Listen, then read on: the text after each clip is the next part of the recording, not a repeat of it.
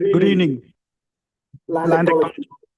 We acknowledge the city of Fernie is located within Kukanamakas, the unceded territory of Yakitak First Nation. We recognize that live and work within their vast lands.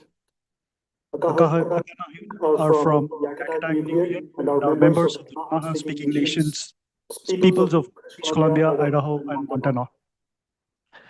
I have an announcement to make. I'd like to remind the community about the upcoming candidate information session at the Fernie Senior Center on August 20, 2026, which will provide an opportunity for prospective candidates to learn more about the election process, requirements, and what is involved in serving in local government. With that, I call meeting to order at 6:32 p.m. and I ask for a mover and a seconder, then ask for a vote that the agenda of August 18th, 2026 Committee of the Whole meeting be adopted. Moved by Councillor Shoesmith, seconded by Councillor Nixon. Any discussions? All those in favor? That's unanimous. Thank you. I will also ask for a mover and seconder, then ask for a vote that the minutes of the July 21st, 2026 Committee of the Whole meeting be adopted. Moved by Councillor Hamilton, seconded by Councillor McIsaac. Any further discussions? All those in favor? That's unanimous. Thank you. I also want to provide a notice that the public participation period has been suspended. Effective August 17, 2026, the public participation period at council meetings has been temporarily suspended and will resume following the inaugural meeting on November 3rd, that's after the election. This temporary measure has been implemented in accordance with the Council Procedure Bylaw number 2446, section 373K. All right, we don't have any delegations today. And let's move on to business. First, report from the Director of Parks, Facilities and Recreation with regards to the demolition plan for community center. Welcome, Director. Thank you. Just give me a moment to get the presentation up.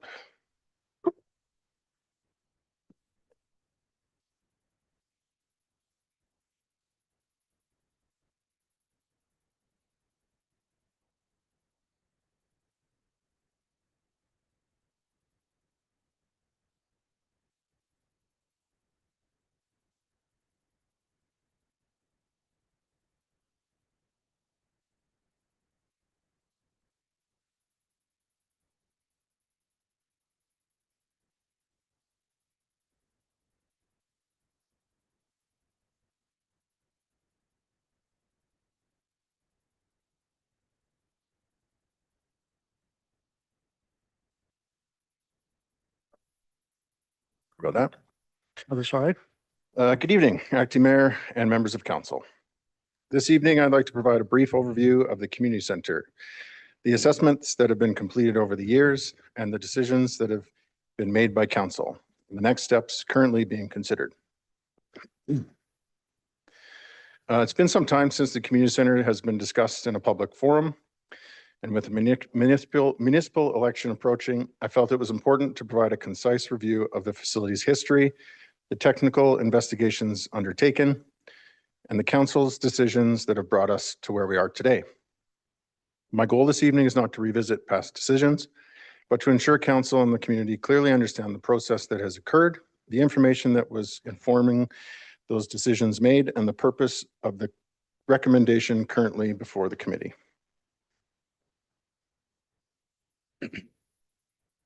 Before reviewing the history of the community center, I'd like to explain why this report is coming to the committee today. During the internal review of this report, questions were raised about whether additional council direction was required to proceed with demolition planning and cost estimating. While previous council direction may have provided sufficient authority to continue this work, the next phase involves spending public funds to obtain professional information related to demolition planning, utility servicing requirements, project sequencing, and cost estimates. Given the significance of that work, I felt it was appropriate to return to committee for direction before proceeding. To be clear, this report is not seeking approval to demolish the community center. It's to seek authorization to gather information needed to understand the scope, cost, logistical requirements, and future demolition project, so council can make informed budget and capital planning decisions. With that, I'd like to briefly walk through the history. The community center has served Fernie for more than 50 years as a gathering place for recreation, events, celebrations, meetings, and community programs. While the building has played an important role in our community, it has also been subject to numerous assessments over the years as it aged and required increasing investment. Those assessments helped shape the discussions and decisions regarding the facility's long-term future, which I'll briefly review in the next few slides. The discussion around replacing the community center did not begin in 2024. As early as 1998, assessments identified significant capital investment would be eventually required to restore the building. By 2014, the facility master plan recommended pursuing replacement rather than major rehabilitation. Starting in 2018, council directed staff to undertake a feasibility study, develop concept designs, conduct public engagement, and pursue grant funding opportunities for a replacement. While that work established a vision for a future recreation facility, external funding was ultimately unsuccessful and no further direction was provided to advance that project. As a result, the existing community center continued operating, with staff focusing on essential maintenance and smaller renewal projects to keep the facility functional. The discussion remained largely dormant until 2024, when health and safety concerns prompted further investigation and brought the future of the building before council once again. In early 2024, staff received and reviewed concerns regarding indoor air quality, moisture intrusion, suspected mold growth, and potential hazardous materials within the community center. In response, the city completed indoor air quality testing and commissioned a comprehensive building condition assessment. Those investigations identified significant moisture intrusion contributing to mold growth, numerous hazardous materials requiring remediation, and deficiencies involving building envelope, structural, mechanical, electrical systems, accessibility, and life-saving systems. The building condition assessment estimated approximately $2.2 million in renewal costs over 5 years, excluding hazardous material abatement. The facility was then assigned a facility condition index of 59.4, placing it in the poor category. Registered professionals further advised that substantial additional investment would still be required to rehabilitate the building to bring it into compliance with current codes and standards. Based on those findings, the future of the community center was brought back before council for consideration. In June 2024, following a review of the technical assessments, council directed the closure and decommissioning of the community center due to significant health, safety, and building condition concerns. Following that direction, staff relocated user groups where possible, helped community organizations remove equipment and belongings, and salvaged reusable building components for use in other buildings. In July 2024, recognizing community interests in the building's future, council directed staff to investigate and report back on 3 potential paths forward. An interim operation, a full rehabilitation, and a demolition, including the associated risks, costs, and timelines. In August of 2024, staff presented the requested analysis and advised that the available engineering information continued to identify the facility as being in poor condition and approaching the threshold where repair was considered cost prohibitive. After council considered that information, direction was to continue the decommissioning, focusing on reducing future risks and costs. That brings us to the recommendation before committee this evening, and staff are seeking direction to obtain the professional services required to complete the next phase of planning. Specifically, we're looking to develop a demolition methodology, project sequencing, permitting requirements, site restoration requirements, and hopefully Class C cost estimates. This information is necessary to understand the full scope, complexity, timing, and costs of a potential demolition project. And once completed, the information will be brought back to council to support future discussions regarding demolition funding through the 2027 financial plan and future capital budgets. Thank you. Happy to answer any questions. Thanks, Director. Any questions, Council?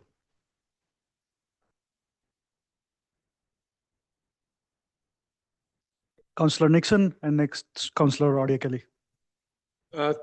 Thank you, Acting Mayor Ramadas. I'm just curious, have we ever considered just selling it as is, where is, like, and just saving our time, staff time and stuff like that, and let somebody with deeper pockets take it over and put the money into it and maybe fix it or do something else with it? Have we considered that as well? Through the chair, that would be an option available to council. The previous direction was to work towards decommissioning demolition. It could be a scenario where, similar to the build at the old fire law location, we could have someone take that property over and do the demolition on their own, at their own expense. However, I believe in that scenario, it's still considered city property after 100 years, or something of that effect. So some of those details would have to be worked out on whether or not council would want to sell that property for a profit or not, and sell it for $1 to another community group or organization that can do something with it.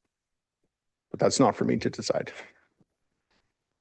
Just to follow up, is there any sort of other obstacles like, I guess you know what, my screen went completely black here.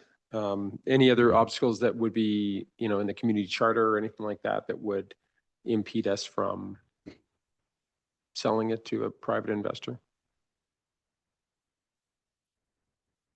Through to council, it's not dedicated as parkland, so the restrictions that are on dedicated parkland don't typically apply. Council, through the charter, has sort of natural person powers and can acquire and dispose of assets, including land and structures.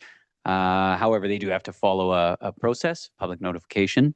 Our recommendation would be, if council is going to change direction and consider disposition as a priority, would be to engage in some broader public conversations so that you understand what the community wants to do with that property in the long term. Currently, the direction to decommission and make that property ready for further use without having an old facility on it is what staff have been pursuing. Right. Councillor Audia Kelly. Thanks, Acting Mayor. First of all, I want to thank you very much, Director Logan, for the timeline and how clearly you have outlined the history of the community center. Because I'm going to make a comment about information that's being promulgated online that is maybe misleading people. There's a couple of social media pages that we're all aware of that have been putting out information that is misleading at best. So thank you for clarifying the record. I appreciate that you have.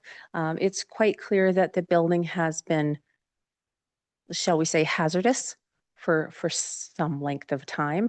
And I understand that you did, with staff, just so people are aware, staff really went through the building. You've taken anything that we could repurpose. You've done some abatement. You've got to the point where that's all that we're able to do at this time, correct? Yes, thank you. So just to elaborate a bit further on what the activities we've done since 2024. One of the biggest unknown costs was the asbestos abatement. We had some estimates that were quite expensive, and after going through the RFP process, we were able to do that for significantly less than we originally thought, which sort of lowers the risk when it does come time to demolition, because some of those costs were estimated and now they can be completely removed from the quote we would get on a demolition moving forward. And we have, you know, there was some improvements to the building, you know, in the last 8 years. And we've pulled a lot of those fixtures and types of things that we can use in other facilities, namely Max Turk, which was able to reduce some of the capital expenditures we were planning in that facility, and we were able to reallocate them to other things such as an emergency library repair. So yeah, it's been very beneficial to sort of clean out that facility of useful things and repurpose them without, junking them all. Go ahead. Yeah, I would really like to commend staff for how well that you've handled this process to date.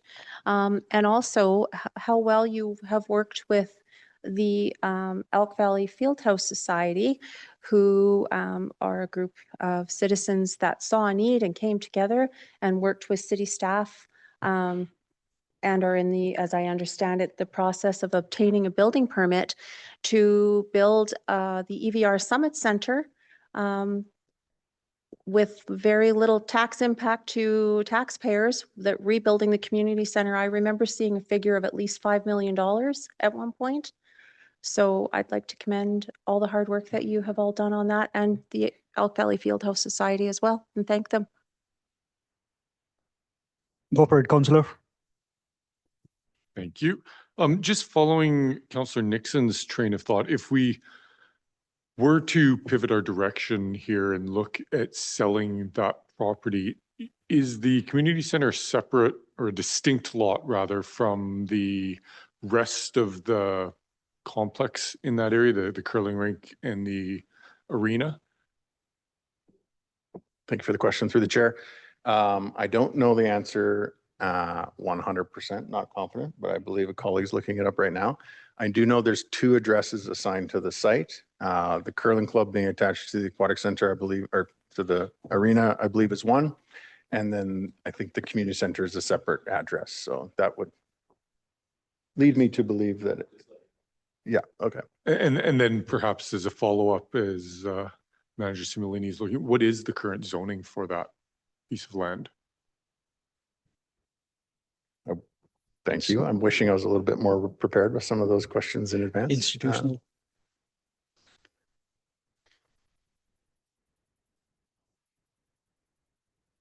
Is someone looking into that stuff? Yeah.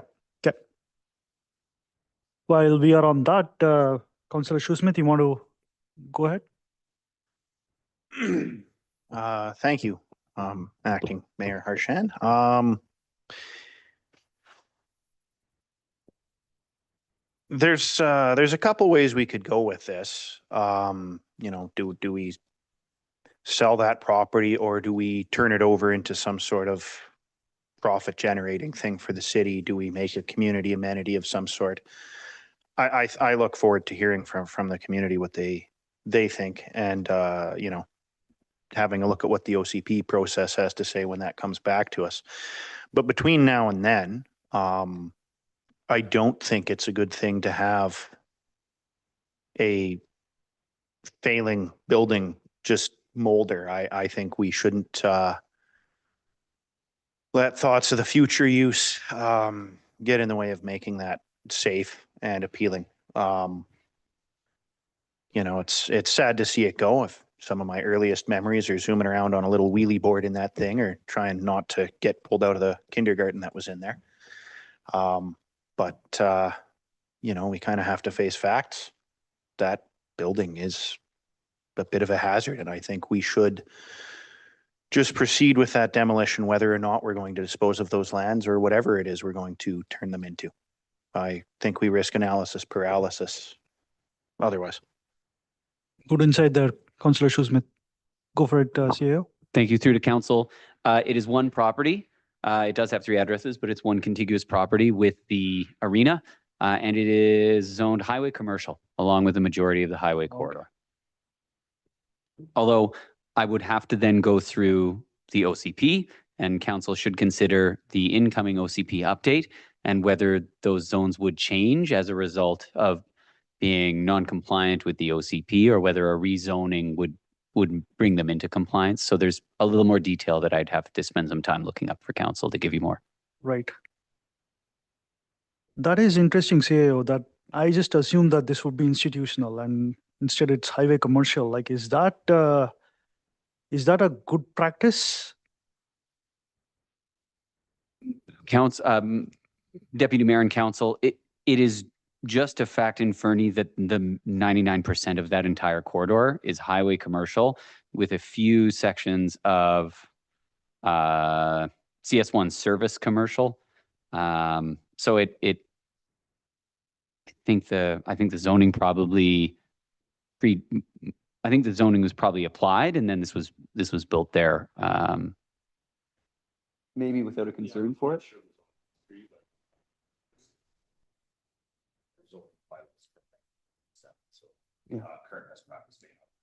Yeah. Yeah. So I think the past practice is probably not best practice. Gotcha. Yeah. Ideally your zoning should reflect what you want to see there. And perhaps that's been updated since these were built. Got it. Councillor Shoesmith, I think Councillor Hamilton is still in the line. Do we have an answer for Councillor Hamilton's question? Yeah, it was just given. Thank you. Still working on it? Was That it was the answer. specifically, was it one property or two? And it is Okay. one property. Yeah. Thank you. Councillor McIsaac and then Councillor Shoesmith. Thank you, Acting Mayor. Though I'm usually reluctant to throw a second coat of paint on, I just wanted to support what Councillor Shoesmith said. I agree 100%. I think we've come to this process. I think having a dilapidated city building sitting on our highway frontage in a highly noticeable location is not conducive to where we're trying to get to as a community. And although I recognize that there are a lot of emotional attachment to that building, as Councillor Audie Kelly said, we are working towards other solutions for parts of that problem to make new memories for people in new places, which I think is important. And ultimately, I suspect that over the long term, the community would like to get to where the highway commercial frontage is being leveraged as best possible. In the long term, I hope we end up with a new arena and a new curling rink and a new location that's more suitable and make that available for tax earning potential and amenities and services for the community and visitors and so on. So my direction would be let's move that building along in its course. Thank you. Good insight, Councillor. Councillor Shoesmith and then Councillor Audie Kelly. Thanks, Acting Mayor, and thank you, Councillor McIsaac. Is there any risk we get caught by bylaw operating these amenities on commercial zoning? I think we should probably tidy that up. I guess in your next report, those items will be covered. Yeah. Sorry, CEO, go ahead. No, all I was going to say further to Councillor Nixon's question. So a subdivision would be required, subdividing the lands off of the arena. Yeah. And then if you were going to do something other than highway commercial or something fitting in the highway commercial zone, a rezoning, the highway corridor land use is in the OCP. Manager Similini has let me know is consistent with that kind of highway commercial zoning. The current OCP envisions that kind of use there. So I think rezoning to institutional or something else would probably require quite a bit of work to work through and understand how that would be in fitting with the OCP. Gotcha. Councillor Audie Kelly. Thanks, Your Acting Worship. Bowling alley. No, just that was a little bit of levity. But yeah, thanks. CAO actually sort of answered. We would have to go through that process of creating a separate parcel. And I think Councillor Shoesmith and Councillor McIsaac, I feel the same. I think we should proceed. You know, the building, I think we've got sort of an abundance of information that it's not safe. And that would be the best outcome. And also would mention that there are other entities in town that have done a feasibility study for a sports and recreational facility and are still, to my knowledge, looking at how that might work and possible sites and possible funding and all those things. So not for the community to think that we don't care about community gathering space because we very much do. And hopefully the EVR Summit Center, thanks to the hard work of those good folks and the donations and the funding and everything like that, hopefully that will be open in 2027 for the community to enjoy. And as Councillor McIsaac said, make new memories. That's really good insight, Councillor Artie Kelly. Councillor Hamilton. Thank you. Given everything that's been said, I would like to move the staff recommendation. Seconder. Councillor McIsaac. Any discussions? All those in favor? That's unanimous. Thank you, Director. Thank you very much. All right. Next would be a report from the Director of Asset Management.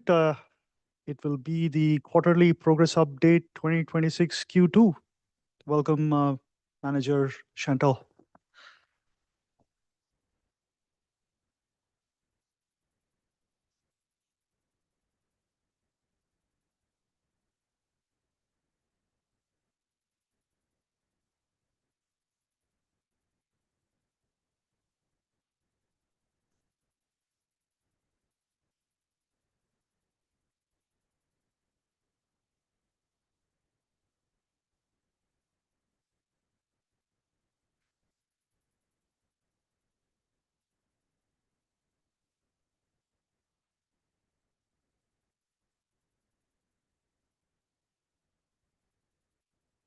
If I can, Deputy Mayor and Council. Yeah. Just a further note from our Manager of Planning, Derek Simolini, athletic, recreational facilities and curling rink are permitted uses in that zoning.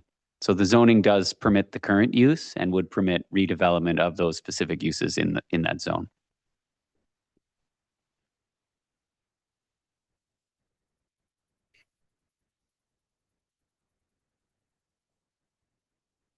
Looks like it was designed for bowling alley, Councillor.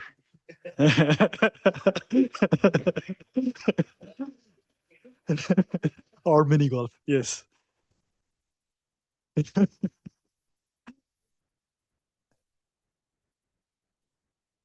Folks listening to this, we were just joking. There's no bowling alley there. Okay, Manager, go ahead. All right. Good evening, Acting Mayor and Council. Tonight, I will be presenting Director Jansen's quarterly 2026 quarterly reporting as she is on vacation. I will say this is my first time presenting this report, so I may not know all the answers, but we do have all the directors or their delegates here to answer any questions you might have. So in terms of tonight's presentation, we will be highlighting major project delivery, council activities, operational performance, and several emerging trends we're seeing across the organization. Overall, Q2 continued to focus on core service delivery, infrastructure renewal, organizational capacity building, and community growth. So in terms of our agenda tonight, we'll talk about major projects, trends and updates, council activities and resolutions, master plan updates, as well as some operational metrics. So before reviewing the details, I'd like to highlight 4 themes that emerged during Q2. So first, the organization remained focused on core municipal services and infrastructure renewal. Second, project delivery performance continued to improve, supported by recent investments in organizational capacity. And third, development activity remained exceptionally strong. And finally, several organization modernization and resiliency initiatives continued to advance. So you'll see those themes related throughout tonight's report. So this slide captures the quarter at a glance. So most project efforts remained focused on core municipal services. Project delivery performance continued to improve. Development activity was exceptionally strong, and only 2 projects are currently facing significant concerns related to external funding availability. If there's one message from the slide, it's that the organizational effort continues to be concentrated on core services, while project delivery, performance, and development activity both moved in a positive direction this quarter. In terms of criticality and levels of service, this chart helps us answer a simple question: where is the organization directing its project capacity? So the answer is overwhelmingly towards core service delivery. More than 3/4 of active projects directly support core municipal services, and nearly half are focused on maintaining current service levels. While projects are categorized by both service type and strategic intent, the overall picture is clear. Most organizational effort continues to be directed towards infrastructure, public safety, utility services, and other essential municipal functions. So looking beyond a single quarter, the next slide shows how that focus has remained consistent over time. So then looking at the trending criticality and levels of service. So again, looking beyond a single quarter, this trend provides a clearer picture of how the organization has been allocating project capacity over the past 18 months. Overall, the pattern is very consistent. Most project efforts have remained focused on core municipal services, both to maintain current service levels and to position those services for long-term sustainability. What is particularly notable in the growth is the growth in critical core service projects over the last year. While the proportion of critical non-core projects have steadily declined, that suggests increasing organizational focus on infrastructure, utilities, public safety, and other essential municipal services. While priorities naturally shift from quarter to quarter, the longer-term trend demonstrates a sustained commitment to maintaining and strengthening the community's core services. And of course, understanding where effort is being directed is only part of the picture. The next question is how effectively those projects are progressing through delivery and implementation. So taking a look at resourcing and project delivery, this slide is shifting from project prioritization to the project delivery and performance. So overall, the results are encouraging. 2/3 of the active projects are either complete or on track to be completed, indicating that the majority of project work across the organization is progressing as planned. We are also seeing some positive changes in the nature of project delays. So Sorry, Manager. Councillor Hamilton. Sorry for interrupting. One thing that I was curious about with the external partner delays and the scheduling, can you describe a bit more detail, like the nature of that? Is it the external partners don't have the actual resources, or scheduling challenges like due to weather or other kind of, what's the insurance term, acts of God that are beyond our control, or like what's kind of the driver there? If you can add some more context, please. So yeah, that is something that CAO Boranowski will reflect on. We do have a specific slide for that we will go through for those projects that are specifically having issues in that aspect. Anything further, CAO? I was going to touch on the details. If you can wait for the slides, my notes are there and I can probably answer with a bit more confidence. Thank you. Thank you, folks. Go ahead, Manager. One positive takeaway this quarter is that some of the operational capacity investments approved through the 2026 budget are beginning to show results. So we're seeing fewer delays driven solely by internal resource limitations and a modest improvement in overall project delivery performance. Only a small number of projects are currently facing significant challenges, primarily related to external funding availability for major infrastructure initiatives. And like I said, CAO Boranowski will speak to those projects later in the presentation. So while this provides a snapshot of the current quarter, the longer term trend gives us a better indication of whether project delivery performance is improving over time. So in terms of trending resourcing and project delivery, so looking at project delivery performance, over the last 18 months, the trend is somewhat less definitive than the project prioritization data. What we can say with confidence is that the number of projects facing significant concerns has remained consistently low over time, while the proportion of projects experienced delays have generally trended downward. Although project delivery will always be influenced by factors such as funding, permit requirements, contractor availability, and external dependencies, the overall direction suggests gradual improvement in delivery performance across the portfolio. And as our reporting framework continues to mature, we will focus on developing more meaningful project delivery measures, including plan versus actual completion, timelines, project completion rates, and this will provide council with a clearer picture of project performance and schedule reliability over time. Those portfolio level trends provide useful context, and now I'd like to move into some of the major highlights and accomplishments over the last quarter that the organization has seen. So up to this point, we have focused on the overall project portfolio. We will now shift to a selection of project highlights and updates from across the organization. And these updates will be delivered by the staff members leading that work, providing council with the best opportunity to ask any questions and receive project-specific information directly from those that are most closely involved with the delivery of those projects. So the first project here is Cloud Permit Phase 2. So this quarter, we did complete the Phase 2 of the Cloud Permit implementation, which was the launch of the planning module. So we did build on the success of the building module that was launched in 2025. So this does continue our shift from paper-based processes to digital service delivery, providing residents and developers with a more transparent and convenient online experience. Looking ahead, we'll begin tracking application approval trends and processing time, allowing us to better measure the impact of this investment on service delivery, business modernization, and ultimately our ability to support development in Fernie. Are there any questions on this project?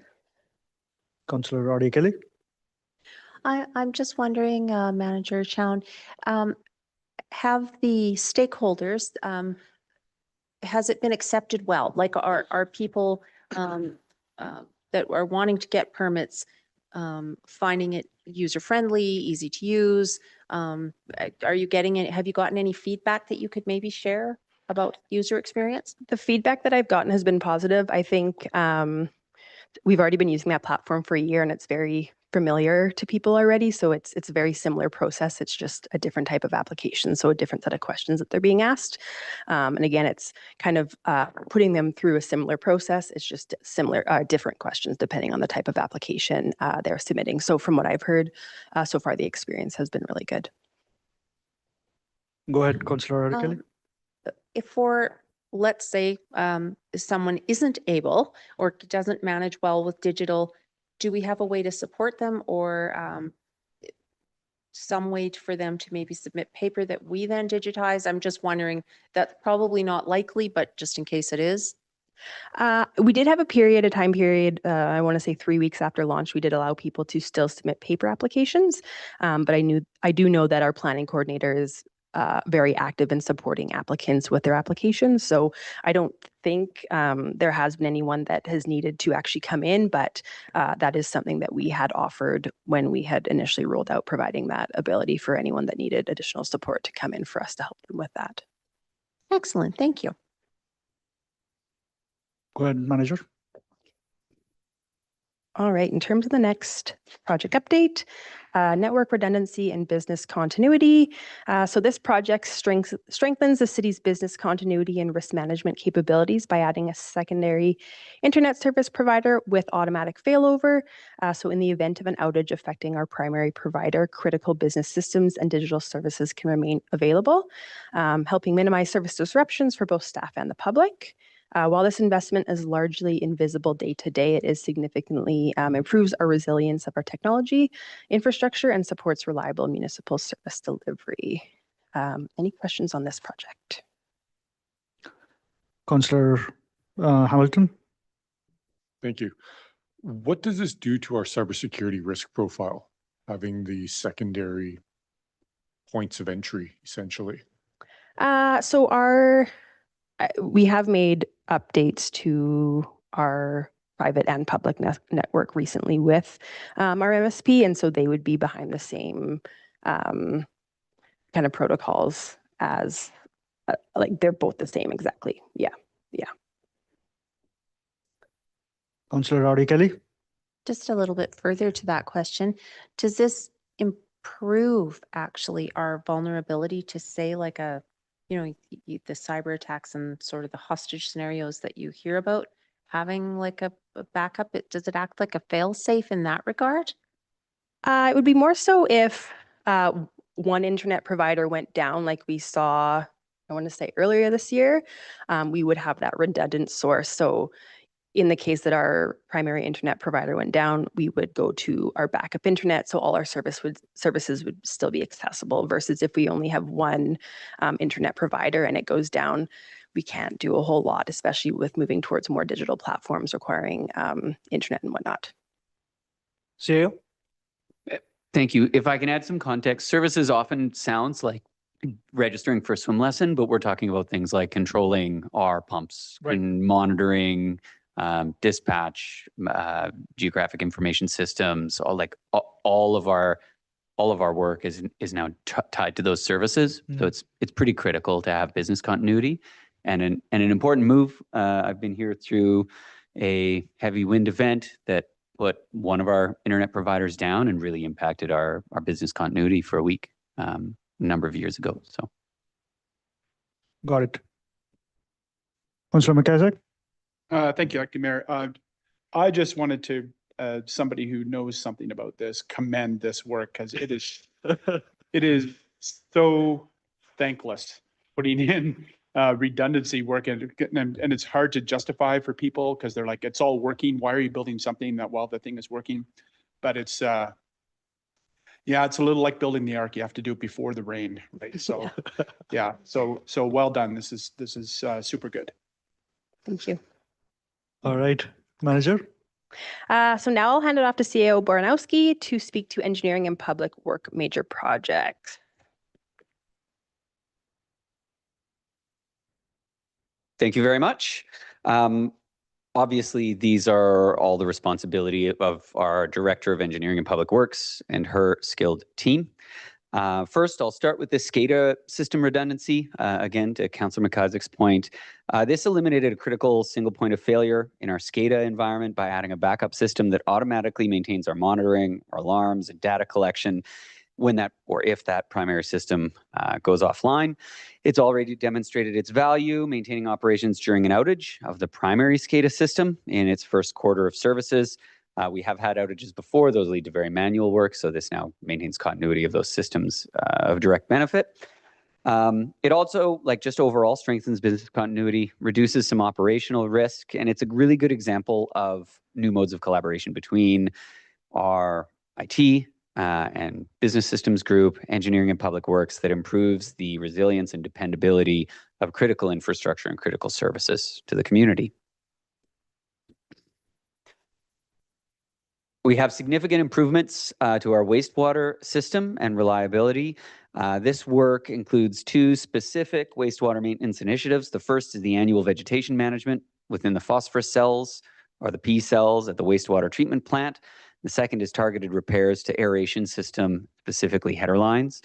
So the vegetation management work required a significant amount of preparation by operators to maintain discharge flows, prevent blockages in our UV channels, and ensure continued environmental compliance while they undertook that vegetation management. And then the header line repairs addressed multiple air leaks that we had found, and they also extended the service life of critical infrastructure here until the replacement occurs as part of the overall waste treatment compliance program that we have underway.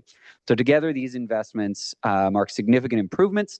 They also really improve the reliability of our wastewater treatment operations presently, reduce operational risk, and they maximize the value of these existing assets that, as you know, we are planning to integrate along with larger capital upgrades planned and awaiting approval that we will then have to build in the future. Finally, we completed the detailed design, as you know, for the new fire hall and awarded the construction contract at a fixed price to Chandos. The project remained within the budget endorsed back in July of 2025, supported by a lot of collaboration between the builder, architect, and key trades through the Progressive Design Build program the Council endorsed. That helped us develop a really extremely accurate and transparent project costing. Construction is now underway, and the new facility is expected, as you know, to be operational in fall of 27. Once complete, that fire hall will enhance our emergency response capabilities, support modern, contemporary firefighting operations, accommodate for future growth, and strengthen the long-term safety and resiliency of our community. Now I'm going to turn to a few critical infrastructure and strategic planning project updates that continue advancing throughout the year. The first is the 16th Street Deep Utilities Replacement Project. It's underway and on schedule. Milestone is our contractor. They've been focusing their efforts on installation of a new sanitary main under Kaketo Road to replace the existing undermined main that crossed Coal Creek. They've installed the infrastructure to hang the main from the Pine Ave Bridge and have begun the water main replacement on 16th Street in the annex as well. Next is my personal favorite. This is the Coal Creek Trail restoration. And it's not the biggest project on the list, but it's one that's really important to families and people who get around by foot or by bike or by cross-country ski all winter long. This will restore an important connection between Castle Mountain and the Mount View neighborhoods while improving access to Coal Creek, one of our most important recreation corridors here in Fernie. Detailed engineering was completed. Canadian Pacific Kansas City Rail provided a formal letter of support for this new trail alignment. Permit application was submitted. This is one of those examples of where external partner or external permitting is driving a delay. So we are going to be waiting for permitting and approvals, and construction is just unlikely to proceed this year. In addition, updated cost estimates indicate its costs exceed the current budget, and so we're pursuing supplemental funding through the CBT Active Transportation Program to help advance the project once we do have permitting in place. And now I will hand the presentation back for the next project update. Thank you.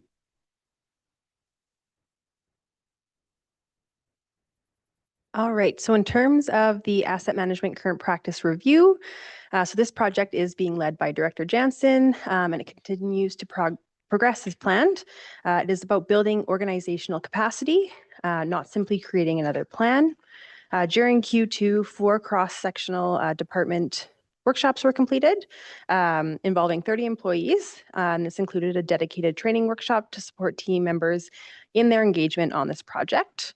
So these sessions help document current practices, identify opportunities for improvement, and strengthen awareness of how asset management supports long-term infrastructure and financial sustainability.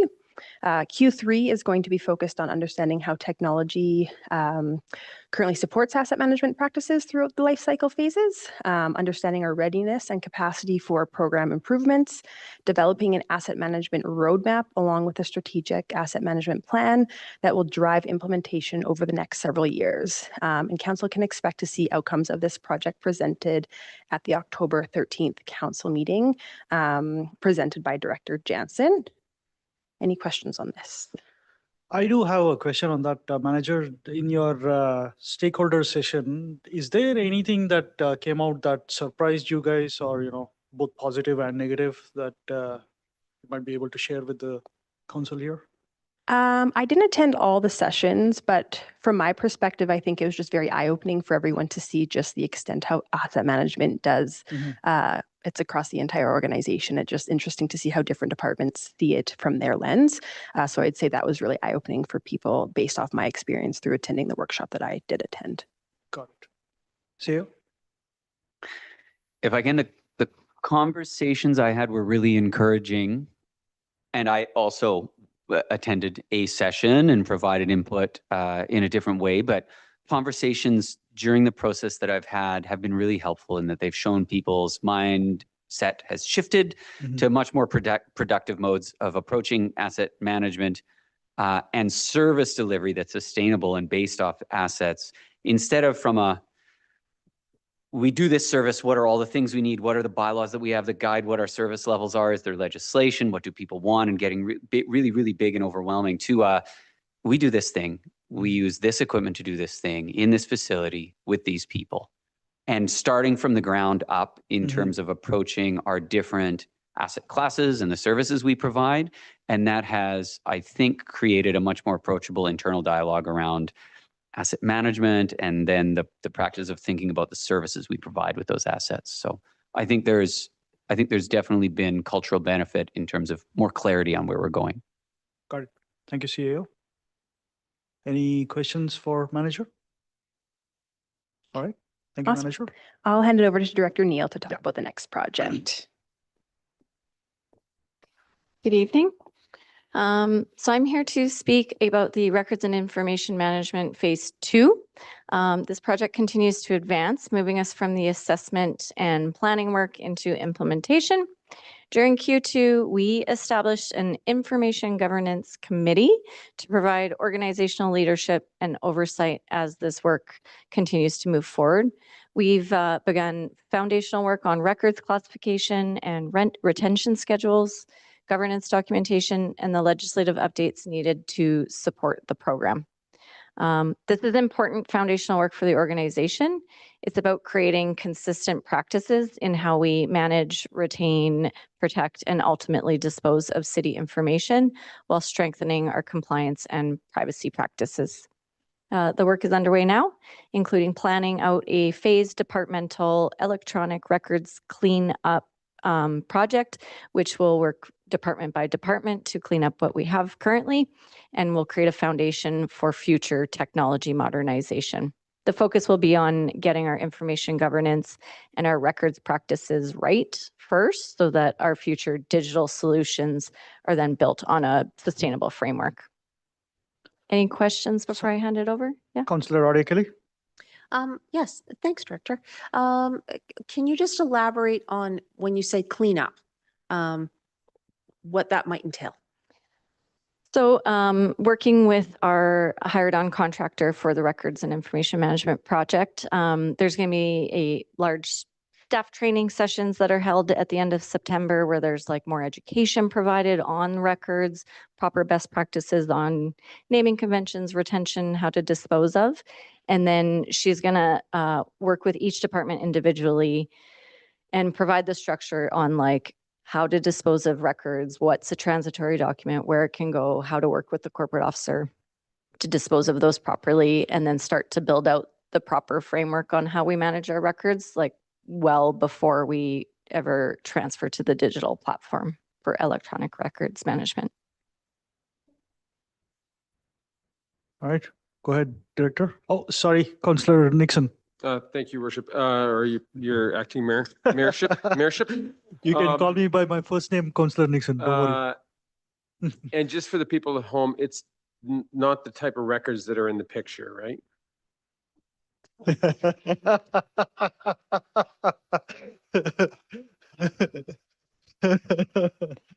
Maybe a bit of both.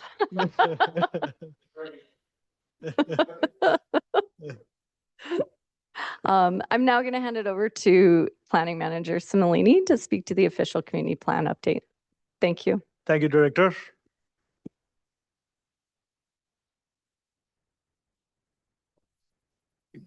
Good evening. Good evening, Council.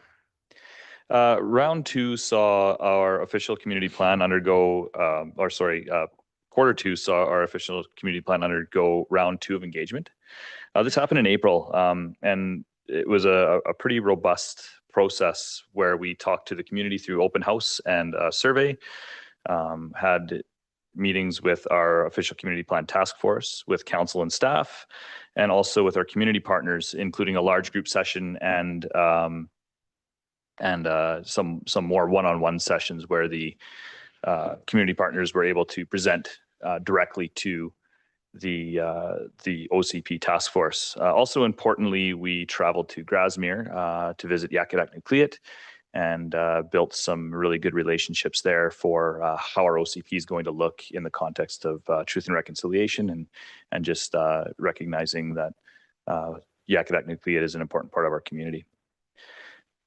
So from that, from that engagement, the What We Heard report from that round 2 has just been published.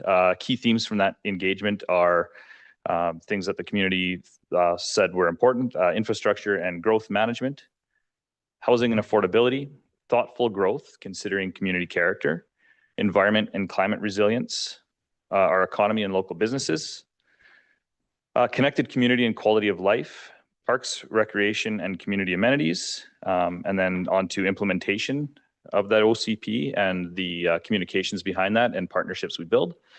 And then And then again, I touched on reconciliation and continued collaboration with Yakutat Nucleate. Now, it's important to note that right now the consultant is undergoing drafting of the policies based on what we heard and best practice and collaboration with staff and the existing OCP. All of these theme areas, you need to find a balance in order to write an OCP, because a lot of them actually do conflict with one another. For example, housing and affordability potentially conflicting with thoughtful growth, considering community character, right? So it's a matter of just finding that balance in the document, which is what we're looking forward to. And currently with the project, staff are taking in sort of an incremental bits from the consultant. Last week we reviewed a series of tables of contents which would look at potential structures for the OCP. So we've looked at those as staff and sent them to the task force, and are communicating on the with the consultant to ensure that that structure is something that that speaks to the community. Gotcha. Any questions on the OCP? Councillor Bakazek? Thank you, Acting Mayor. I guess the question I would like to know, and this may have been answered previously, but several times, well, at least during this meeting and several times in previous meetings, there's been discussion around the council table about some particular aspect of of decision-making that we're hoping will receive some information from the OCP to guide decision-making in the future. For example, the discussion about the community center earlier. I'm wondering about the process, if there is one, and how it is working. When that discussion happens at this table, how is that being captured and presented to the OCP task force or the community groups or whoever would be directly affected by that particular decision? Is that happening? And if so, how is that happening? Yeah, through to council, we're keeping track of sort of specific or semi-specific requests, if you will. I mean, a good point is how we issue development permits, like the process that we use. Do we need to look at different development permit areas? Should we be doing a hazard lands development permit, for example, when there's a tiny slope, or can we do one at the beginning of a subdivision and then not have to do one through the project? So just things like procedural things, as well as like property specific type things. I think that the way you'd look at it is, if you look at like the question that was asked earlier tonight, for example, about the community center and arena property, in general, would we want to take all of the city-owned facilities and put them into an institutional land use or an institutional zone? And that's sort of where that's captured as well. So we are keeping track of those requests in a spreadsheet with it's a OCP tracking spreadsheet, and going through them with the task force and the consultant. Please proceed, Manager. The next slide here is just looking at some of the critical community-driven projects that Planning and Development has seen come through or across our desks in the last little while. First is the Pine Avenue Childcare and Affordable Housing Project. The building permit for that project was issued in Q2, April 2026. It is proposed to provide 100 childcare spaces and 27 dwelling units to the community. The photo there that you see was taken last week, showing that foundation prep is ongoing, and looks like the site is moving forward with their building at a fairly good pace. Secondly is the Fernie Fieldhouse. So do you want me to answer questions one at a time on these projects, Your Worship, or? If there is any question, councillors? Okay. Keep moving, Manager. Next door to that is the Fernie Fieldhouse. We are currently working with the Fieldhouse Society and their architect towards building permit issuance. I believe that the permit application came in beginning of July. We reviewed it mid-July and followed up with the Fieldhouse Society or their architect, and are communicating back and forth on some items that need to be addressed before the building permit can be issued. hoping for issuance here in Q3, I would hope. Third project is 692 3rd Avenue, also known as the old fire hall project, although we have our own fire hall project now, so I'm trying to lean away from referring to that as fire hall. It is for 44 dwelling units. The picture again that you're looking at was taken last week. It shows 3 stories constructed. We are now up to a 4th story, and it looks like they're actually starting framing. They're standing on top of the 4th story now, so it looks like they're starting their framing on the 5th story. That permit was issued in September 2025, and it looks like it's on pace to be completed at their estimated timeline. Any questions, Council?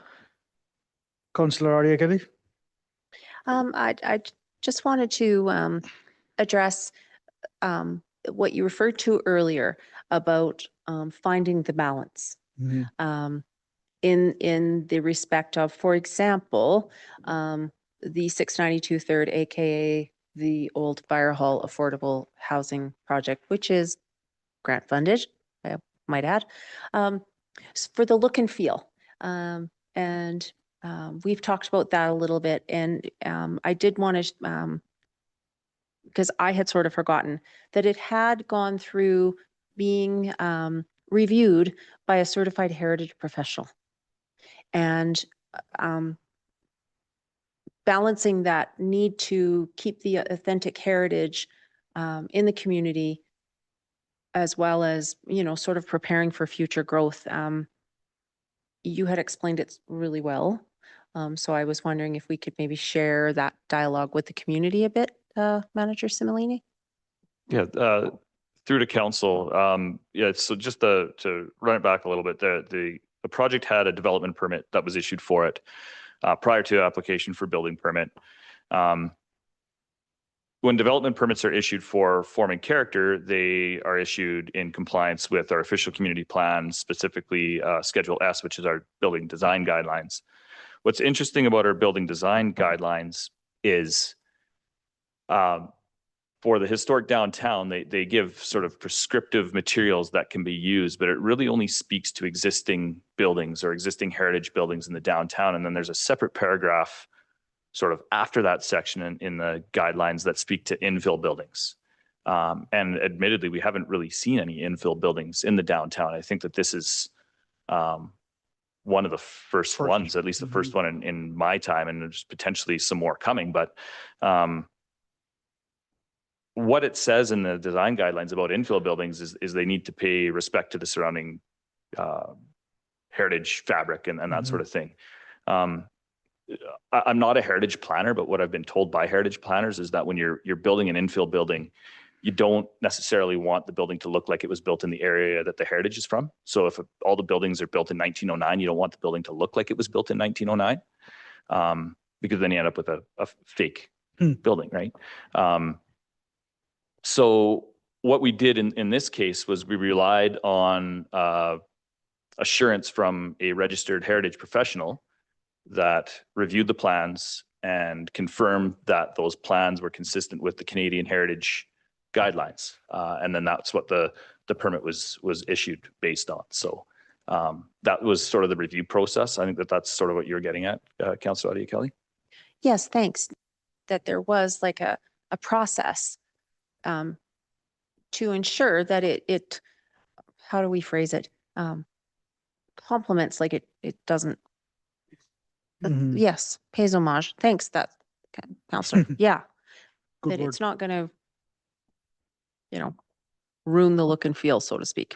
And further to tie in with Councillor McIsaac's question earlier about how we're tracking these things, like that's another item that is there, speaking to finding balance, is there a way that we can find balance, or do we need to change our design guidelines in the new OCP to speak a little bit more towards infill buildings and what Fernie wants to see them look like, as opposed to what the Canadian guidelines say they should look like. So there's that trade-off as well. But again, our OCP right now is from 2014, and it just doesn't speak to those infill buildings in great detail. So we leaned on those heritage guidelines. Go for it, Adia Kelly. Yeah, so maybe that is something that we do want to flag, because I am hearing in the community, but I just kind of wanted to assure the community of the current situation, of, you know, as you said, the OCP and how it is written and what we are working with at this time.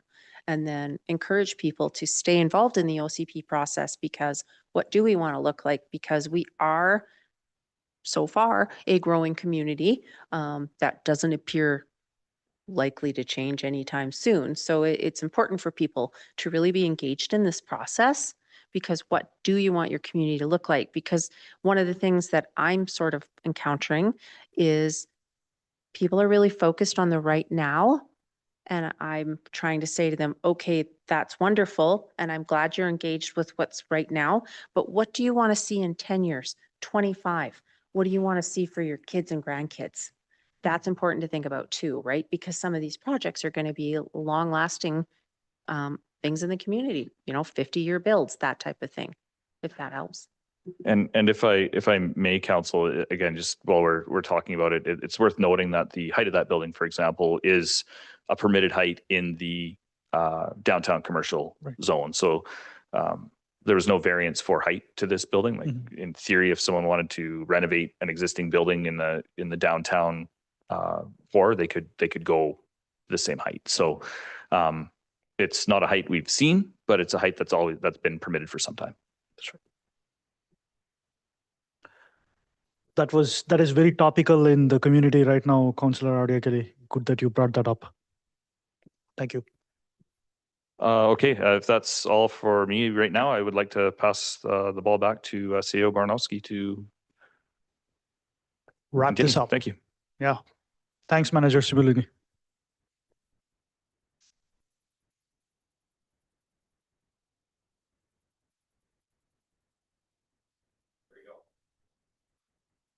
There you go. Thank you. I think closing slides for me, and thank you for your patience as I do my best to reflect these projects.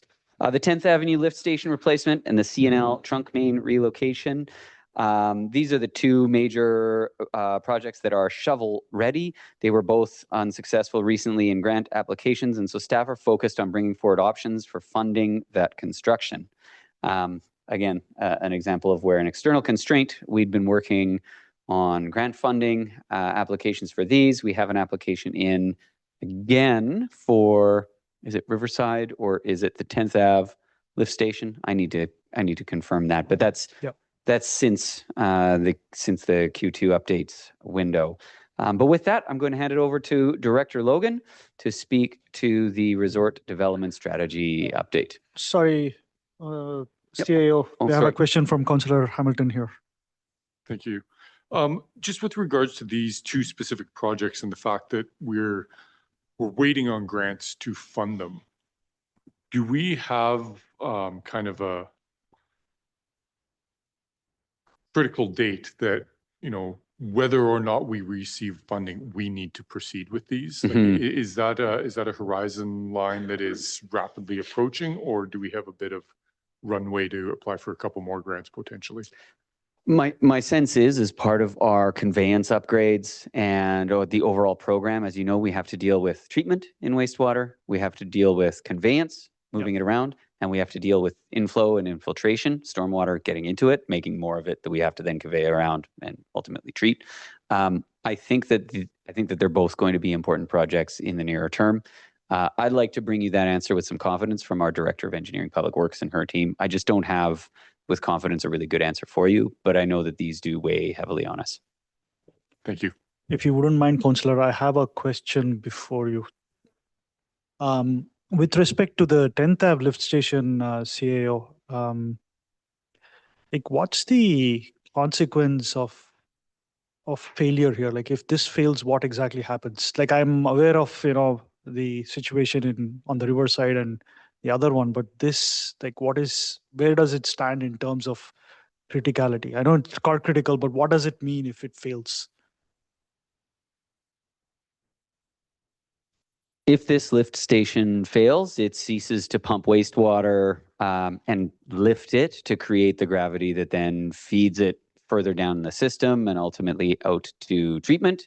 And so you'd have wastewater that isn't moving. And so maintaining it and keeping it running. Will that be a localized event just in the annex, or it'll have some other implication? I'd have to look at all the areas that pump into 10th Ave, but I think primarily that's a local concern. But again, in terms of the actual critical horizon where we've got to make a difference and the full impact area, that's information we can get to council. Gotcha. Thank you. Councillor Ade Kelly. Thanks, Your Acting Worship.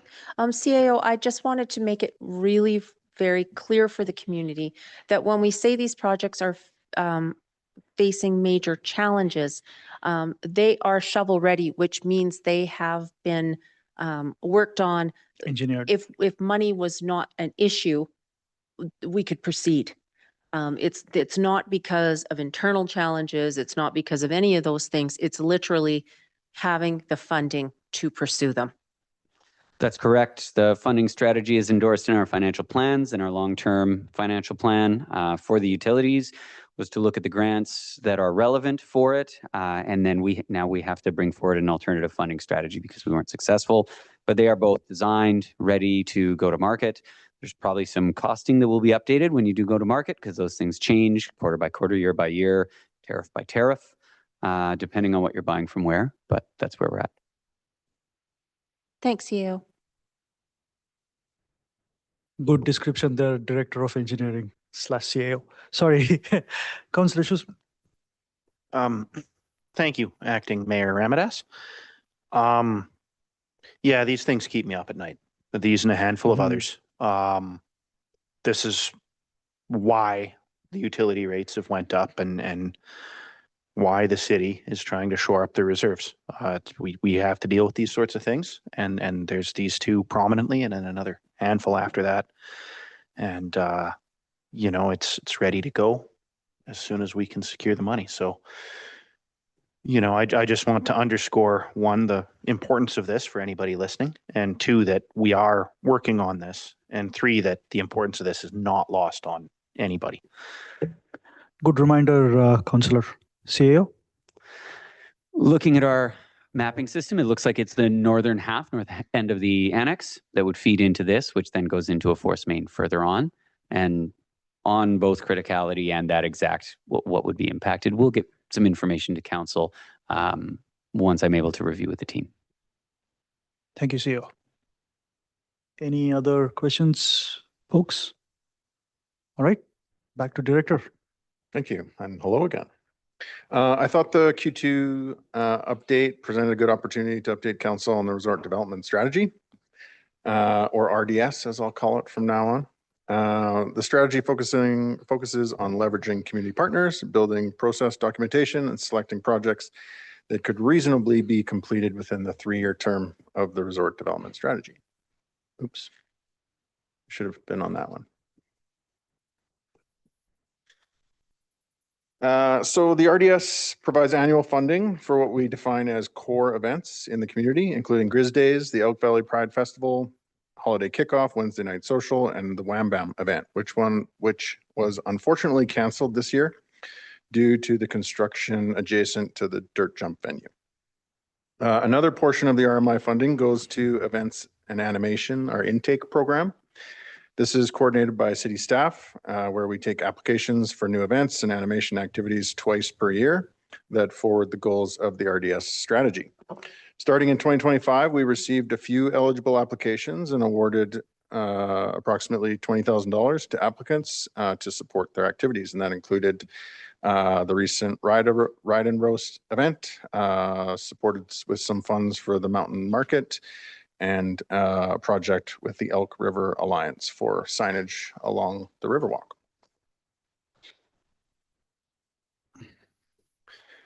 There's also several projects included in the strategy intended to support Fernie's trail network while addressing the impacts of increased visitation and trail use. Funding is being directed towards trail remediation, restoration, and sustainability initiatives delivered through partnerships with local organizations. The FTA, or Fernie Trails Alliance, is receiving $36,650 to complete priority trail repairs and improvements, including work on Coal Creek Heritage Trail, the Lazy Lizard Connector, Space Unicorn Corkscrew, and the Town Loop Trails. The Coal Creek Heritage Society will be receiving, or has received, sorry, $25,000 to support the Fernie Ridge project and improvements to the Montaigne Hut Loop, which is one of our accessibility trails that's popular for visitors.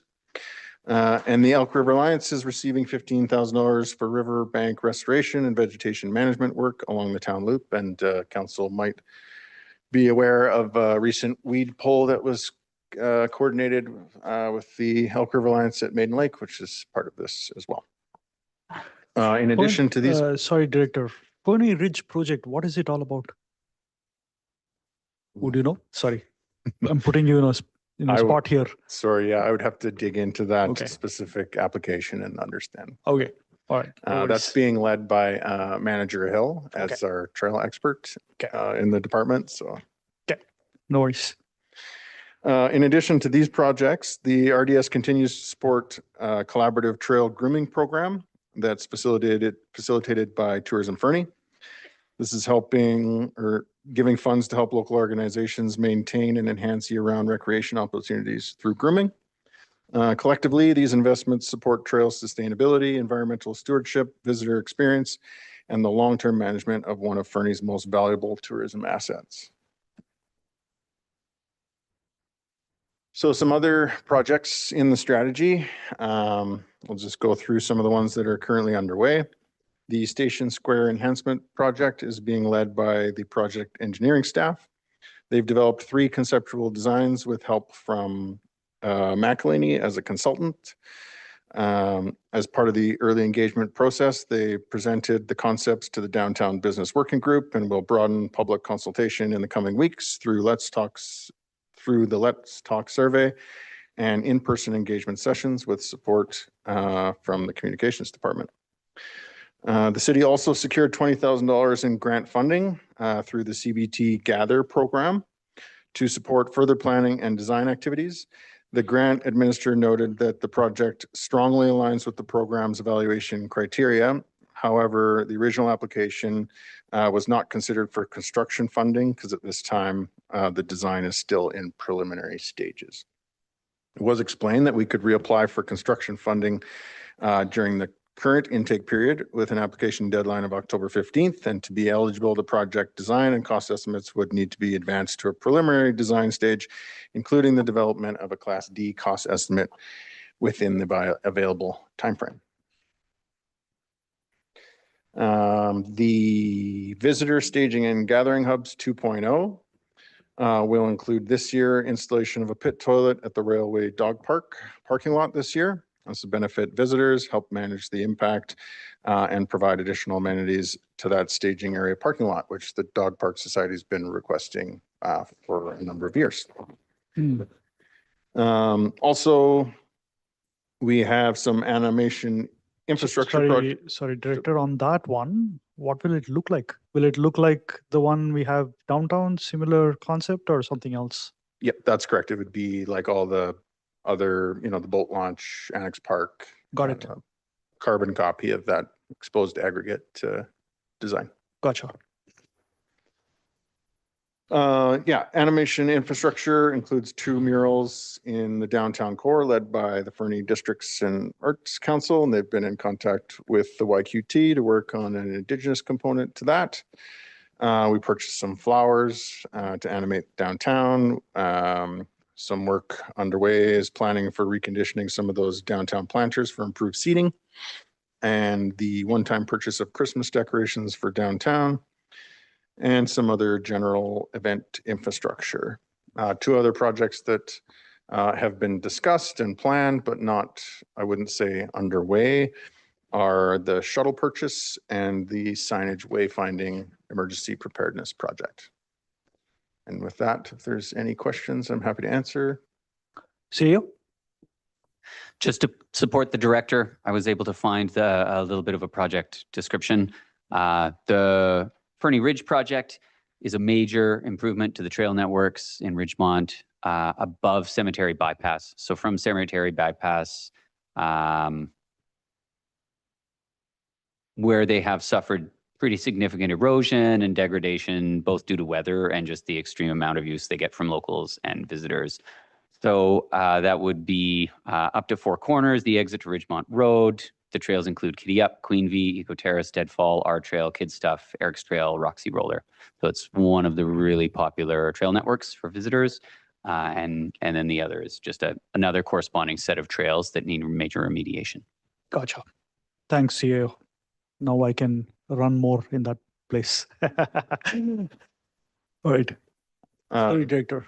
Yeah, with that, if there's no other questions, I'll hand it off to our corporate officer for an update on council activities and resolutions.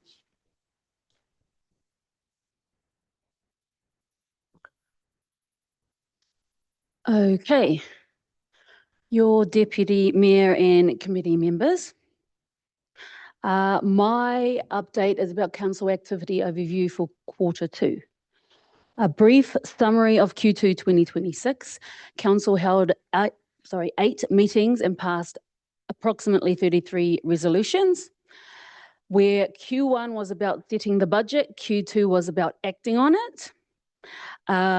Council did advance 6 bylaws covering 3 areas.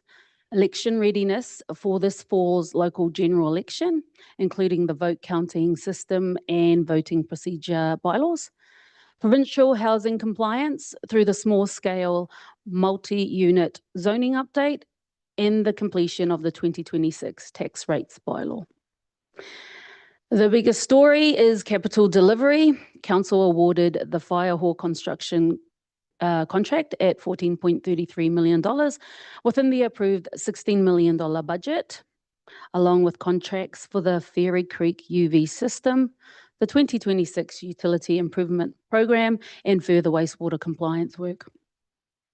Council also supported several community items, the downtown patios, the Childcare Society expansion at Max Turk, Canada Day services, Outdoor Rinks Society, and event approvals included the Legion's 100th year anniversary in September and also the Elk Valley Pride. So in short, a quarter of execution, not deliberation. A full list of resolutions is in Appendix C attached to your council package this evening. Thank you very much, and I will hand the presentation back to our Business Systems Manager to introduce the next section, which shifts to operational performance and organisational capacity measures that help us understand how the organisation is performing. Thank you, Corporate Officer. All right, for the next section, we are going to focus on operational performance and organizational capacity. Across the organization, we are seeing positive signs that investment in people, technology, and business processes are beginning to translate into improved service delivery and organizational resilience. I'll begin with several organizational measures before handing it over to Corporate Services and the Planning and Development Services Department, where we are seeing some of the strongest operational results this quarter. So the operational measures section continues to evolve as departments improve data collection and reporting consistency. While the report appendix contains a broad range of operational data, this evening we're focusing on the metrics that tell a larger organizational story. Across the organization, we're seeing positive trends in workforce capacity, health and safety program maturity, development activity, technology resilience, asset management capacity building, and community risk reduction. Together, these measures provide insight into how investments in people, systems, and infrastructure are supporting service delivery across the organization. We'll begin with health and safety and workforce capacity before turning to some additional operational highlights and planning and development performance. Now I'll hand it off to Director Neil to speak to the health and safety and human resource and workforce metrics. Thank you, Manager Chan. So health and safety continues to mature as an organizational program, and several positive trends have emerged in Q2. First, considerable progress was made towards addressing the WorkSafe BC orders issued earlier in the year, with 4 of the 7 orders being completed in Q2 and the remaining items expected to have compliance met in Q3. Secondly, work continues on development of a comprehensive corporate health and safety manual. This foundational work will help establish consistent policies and procedures across all departments while positioning the city for future core certification. And thirdly, training and employee engagement increased significantly during this quarter, reflecting higher levels of organizational activity and continued investment in building a strong safety culture.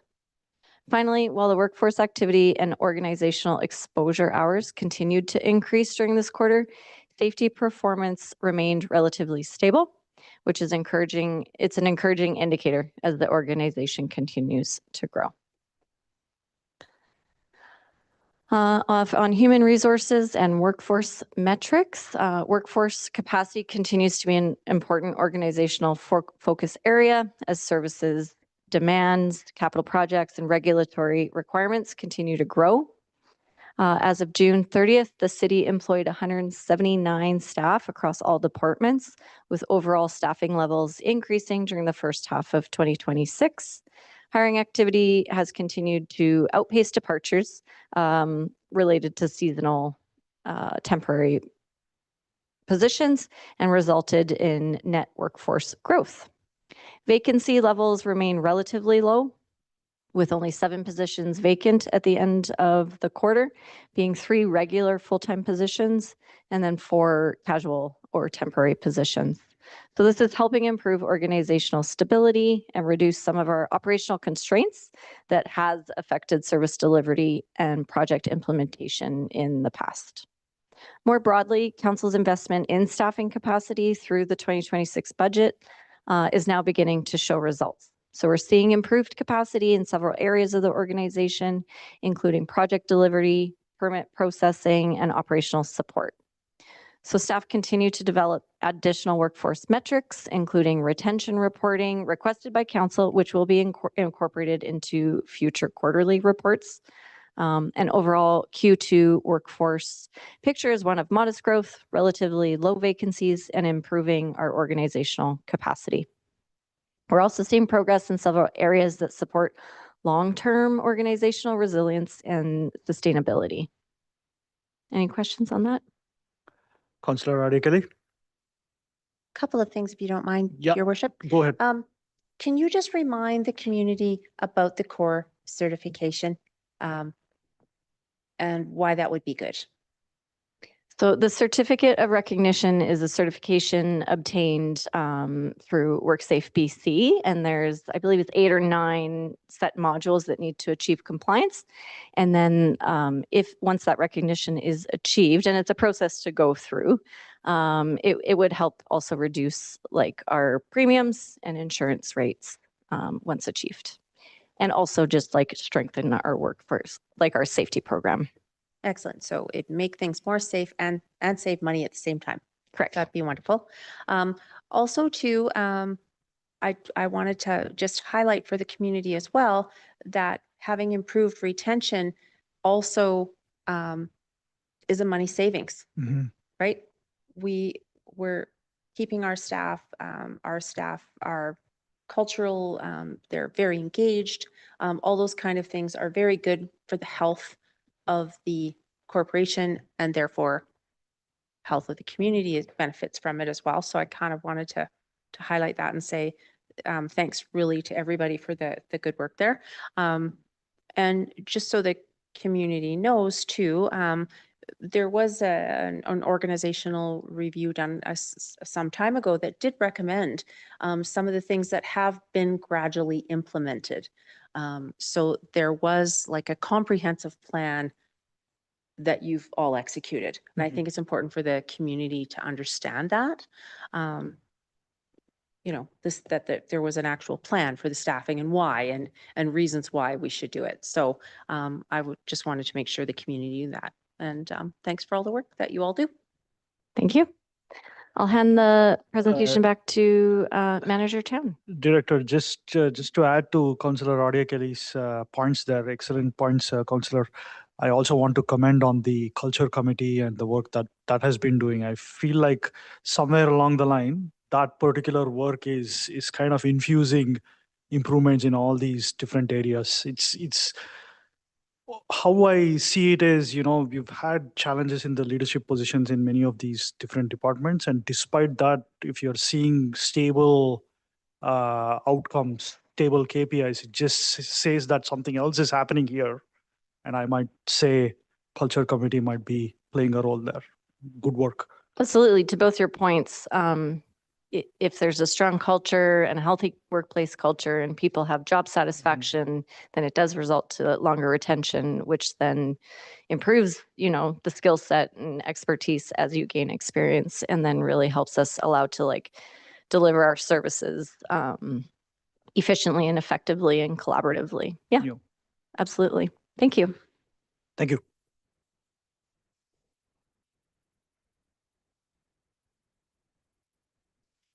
All right, before moving into planning and development measures, I just wanted to highlight 3 additional organizational trends that support council's long-term priorities. So the first one is just the asset management capacity building advanced through the current practice review project. During Q2, 4 cross-departmental workshops involving 30 employees helped document current practices, identifying opportunities for improvement and strengthening organizational awareness around infrastructure, planning, and long-term sustainability. Second, technology modernization and business continuity investments continue to strengthen the organization's resilience.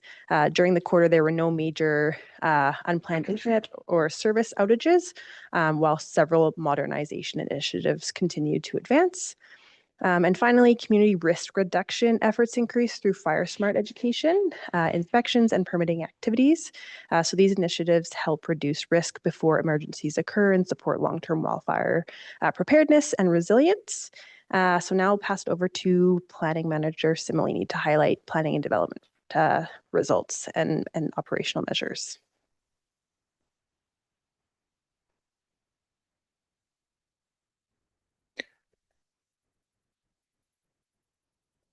Thank you. Yeah, quite a bit to go over here. Some good news stories, and I think that most everything tonight has been good news, which is amazing. I was actually just thinking to myself, having been a member of the City of Fernie team for 19 years, and these presentations are pretty eye-opening as to how far the city's come. I mean, I've been around for a little while, and it's remarkable. And even the amount of change we've gone through over the last 5 years has been transformational. So kudos to the team from me and my team. This slide highlights one of the most significant operational outcomes from quarter 2 from our department. As you know, Council, you've invested additional capacity within our department through the 2026 budget, and we're beginning to see some measurable results from that investment and from some of our technology changes and procedural and policy changes as well. So as shown on this chart, permit issuance has increased substantially over the last year. During quarter 2, staff issued 56 building permits. That's compared to 24 in quarter 2 of 2025. Permit applications were fairly consistent. So there was about 58 or 59 permits applied for in quarter 2 of 2025, and in the low 50s for 2026.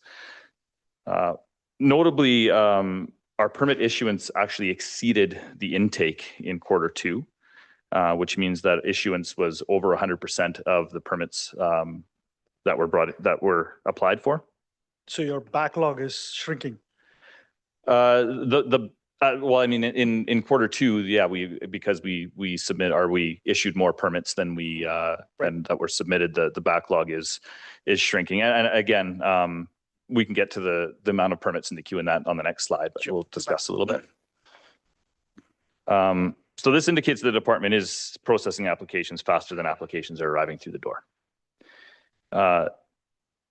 These improvements are transitioning into real outcomes for the community. So during quarter 2, permits that were issued accounted for 100 dwelling units, which is the highest quarterly number we've had.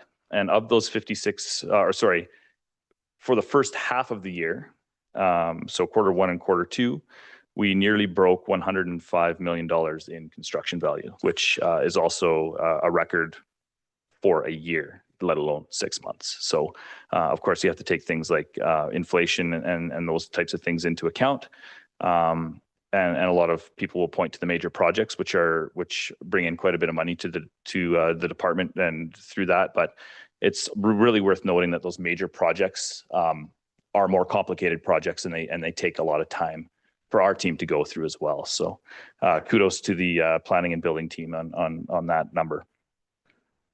So overall, these results suggest that the additional staffing and process improvements implemented over the last year are having a positive impact on service delivery, permit turnaround, and the city's ability to support housing and development activity. As a follow-up to that, this slide provides a snapshot review of the timelines as of August 11th. So that was a week ago. I do have a slight update on that. We updated that again earlier today, and it's close to the same. So that essentially this table represents that our standard building permits are at a turnaround time of about a month right now. And then our more complex permits are at about 2 months. But it's really worth noting that those complex permits, our reporting here is based on a chronological timeline, assuming that there's a queue and you take permits in queue. But those complex permits often have priority projects with them. For example, the field house. So we're looking at permits that are pulled out of the queue based on them being given priority. So some permits might take a little bit longer to issue because of that. It's not that the permits are back from June 22nd. It's just that we're looking at things that are more current than that in the meantime. So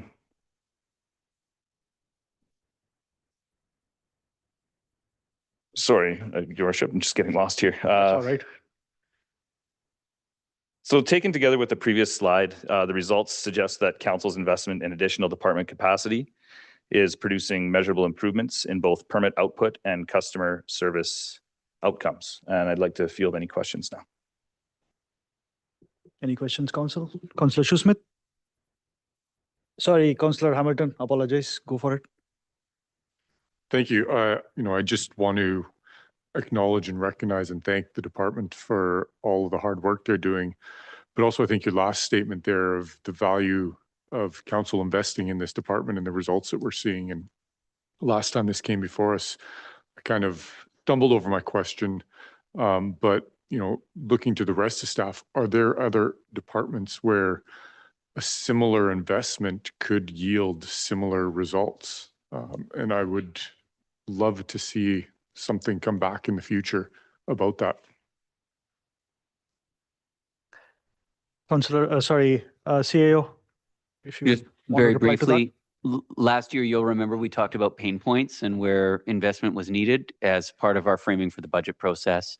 Our plan is to initiate that sort of guiding principles and discuss where there are real pinch points, where there are real opportunities, where targeted investment can yield turnaround or sustain really positive trends. And so council, as a continuing body, will see that in the run up to annual budgeting. Any further question, Councillor Hamilton? Okay. Thanks, CAO. Councillor Shoesmith? Thank you, Acting Mayor Ramadas. I'm really happy with this. I remember early in the term, being in a room with a bunch of hostile people and you could cut the tension with a knife. And a lot of effort was put into getting this far. This department's been through seemingly unending change and upgrades and more change and more upgrades, and it's been a pressure cooker. And I feel like not like we're over the hump per se, but this is a major success. And even the harshest critics have come up and said to me that they've noticed a difference. And I just wanted to say that I'm really happy with all this, and I really appreciate the effort that people put into it. Thank you, Councillor Shoesmith. If I Yeah, may, please. just a note, Councillor Shoesmith noted being over the hump, and I don't know if there will be an over the hump or it's just a thing where we process permits and we have a system that works. But with that being said, I really think it's important to note that we're talking, when we talk metrics with you, we're talking about applications received and permits issued. But for each permit issued, and we have talked about this before, but I think it's worth reminding everyone that's watching tonight, with each permit that's issued, that's not the end of our work, right? So with each permit that's issued, there's multiple inspections. And so, I mean, while we issued 56 permits in Q2, that's great, but that's 56 multiplied by probably 10 inspections that our officials then need to do. So as those permits are issued, their capacity becomes taken up by those following up on inspections and things like that. So we just have to be careful to realize that if more permit applications come through the door and our building officials are out doing inspections and taking care of those permits that were issued, that you might start to see a little bit more of a slowdown again. So it goes in sort of ebbs and flows as far as that goes. Absolutely. Thank you. Councillor Shoesmith and then Councillor. Yeah, I certainly didn't mean to imply the work was done by any means. But the improvement's definitely been noted. Yeah. Thank you. Thank you, Shoesmith. Councillor Audia Kelly. Thanks, Your Acting Worship. Actually, Manager Simile, thank you, because that's kind of where I kind of wanted to go as well. And also, reminder, and I say this every time, your permit application being complete also has an effect on the timing. And also, I wanted to sort of highlight the building officials have different levels of, is it called certification? Yeah, that's correct. So there's levels 1, 2, 3. We have 3 level 1s currently and 1 level 3. Level 3 building officials, you must be a level 3 building official to look at certain types of files. So when you look at like the complex applications, essentially classified in the first row of that table there, that's one building official to work on all of those types of applications that come in, and unable to delegate to other building officials. So that's a really important point as well. Yeah, and I kind of wanted to highlight that point to the community, that my understanding is we have one level 3 official, and our other officials are also working on their levels, and they're all awesome, all of them, and that they're all working hard. And I think possibly that indicates maybe we might want to continue on with the one official that we had just on a contract basis, to see how those things go. Because as you point out, the more permits, the more inspections, the more it's a little bit of a cascading effect. But I think the department has done wonderful work. I think all the departments have done wonderful work. And it is really great. Thank you. Good thoughts, Councillor. Just echoing the council here, Manager. One thing that I really want to appreciate here is the sign of a good, competent team is the one that actually acknowledges the limitations and saying, oh, by the way, this might be one-off event and that recognizes ebbs and flows in the system. But I do think you're actually really competent and doing a great job. Thanks for showing humility there. I do have one question, Manager. So looks like we've done tremendous amount of job here in the last 6 months to a year here with building officials and cloud permit, and the KPIs are a testimony to all the great work that we have done. So what does future look like? Like, I know this feels like an HR question, but what does next 5 year look like for the planning department here? I've just been having the planning department discussions with the director. And so that's part of what we have to bring you as we start to look at what we're going to budget for long term. And as council knows, we talked about doing a bit of an organizational structure and function review, positioning that after the election, and a refresh of the strategic plan so that we can then structure for delivery or tweak our structure for delivery or adjust it as needed, is the plan, so that council can see this is what we set our priorities, this is how we best structure to deliver on those. But that's all plotted for the next not too many months, within a year, to have that stuff completed and considered. Got it. And if I may add to that, CEO Baranowski, staffing aside, we are working on like policies, procedures, things like that. We've sort of done that assessment, and it's ongoing as to how we can improve as a department, even with what we have for staff. So a lot of those, like for example, permit prioritization policy that gives us the ability to then review permits and say, you know, this type of application should be prioritized to match council's strategic priorities. So those sort of things are in the works that will help to, again, further streamline applications and allow us to deal with applications in a more efficient manner. Totally. Any questions, Council? All right. Thank you, Manager. Thank you. I'd like to pass it back over to Manager Chown for to wrap up. All right, just to wrap things up, Q2 demonstrated continued progress in advancing council's strategic priorities, supporting core municipal services, and strengthening organizational capacity. While several projects continue to face funding and external dependency challenges, overall indicators show positive momentum across project delivery, infrastructure investment, development activities, and organizational resilience. Several of these results are directly linked to investments council approved through the 2026 budget and 5-year financial plan. While work remains in several areas, the quarter demonstrates positive progress across project delivery, service delivery, and organizational resilience. And just to wrap things up, any other questions outstanding? All right. As Mayor Milligan says, yeoman service staff, good work.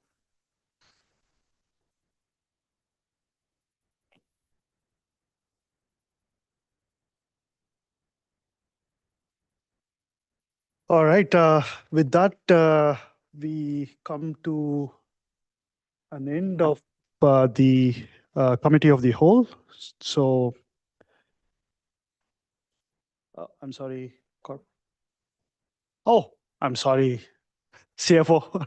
Does anybody need a break, folks, or do you want to power on? Okay. All right. Go for it, CFO. I know. Me too.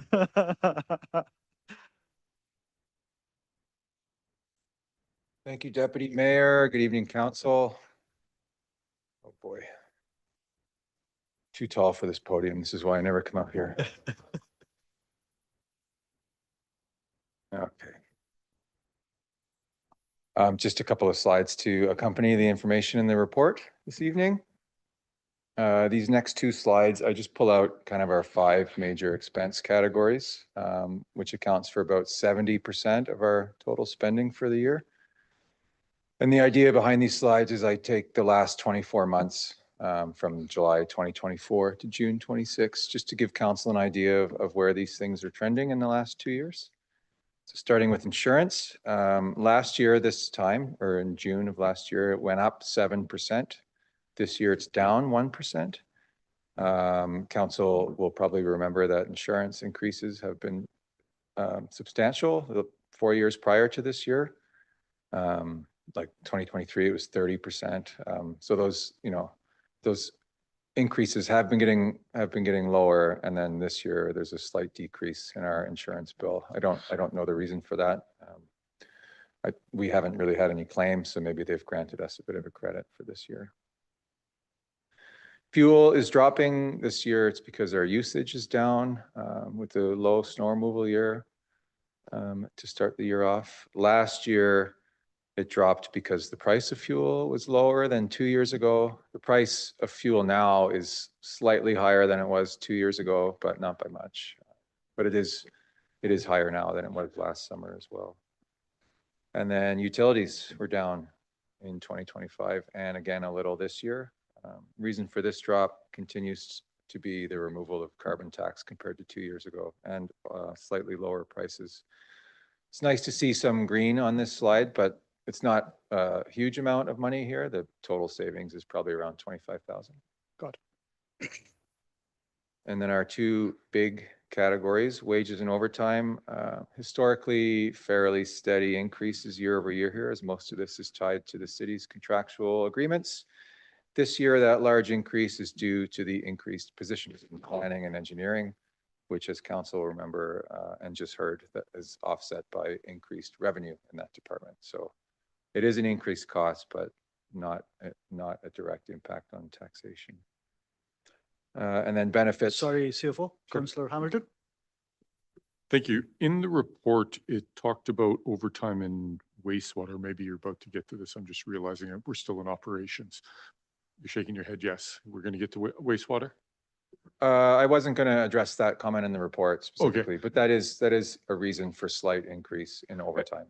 And so if we're not going to address it specifically in the report or in the presentation, is that overtime primarily related to the March weather events, or is there something in the ensuing time frame? Like, would that have been captured in Q1 as opposed to Q2, or not? Yes, it was related to those weather events, and these are a 12-month snapshot. So from the end of Q2 this year to the end of Q2 last year. So it does impact these numbers a little bit, but again, not a huge amount for that event. I think it was up by 20,000 in that category for wastewater, if my memory serves. You want to add to that, CEO? Okay. Okay. Keep going. Thank you, Councillor. Go for it. And then lastly, benefits, because of the same reason as wages, more headcount is higher benefits. It's not a direct correlation because there's many things that go into benefits and rates change all the time. And, new positions have a probationary period before benefits kick in. So the increase in benefits isn't quite as high as wages. And then overall inflation rate so far in 2026 is around 3.6%. This is just kind of my estimate. I pull out things like the new positions because it's not directly related to inflation. Those are increased service levels. Last year, this slide said 5.4% for this time, so it is decreasing. And then no anomalous items. Part of me wishes something did happen that I could tell you about, but we're moving along budget. Councillor McIsaac is happy about that. To answer any questions or receive any feedback. Thank you. Any questions? Councillor Shoesmith? Thank you, Acting Mayor Ramadas. Yeah, boring and finances are good words to have together. Excitement and finances less so. Councillor Ade Kelly?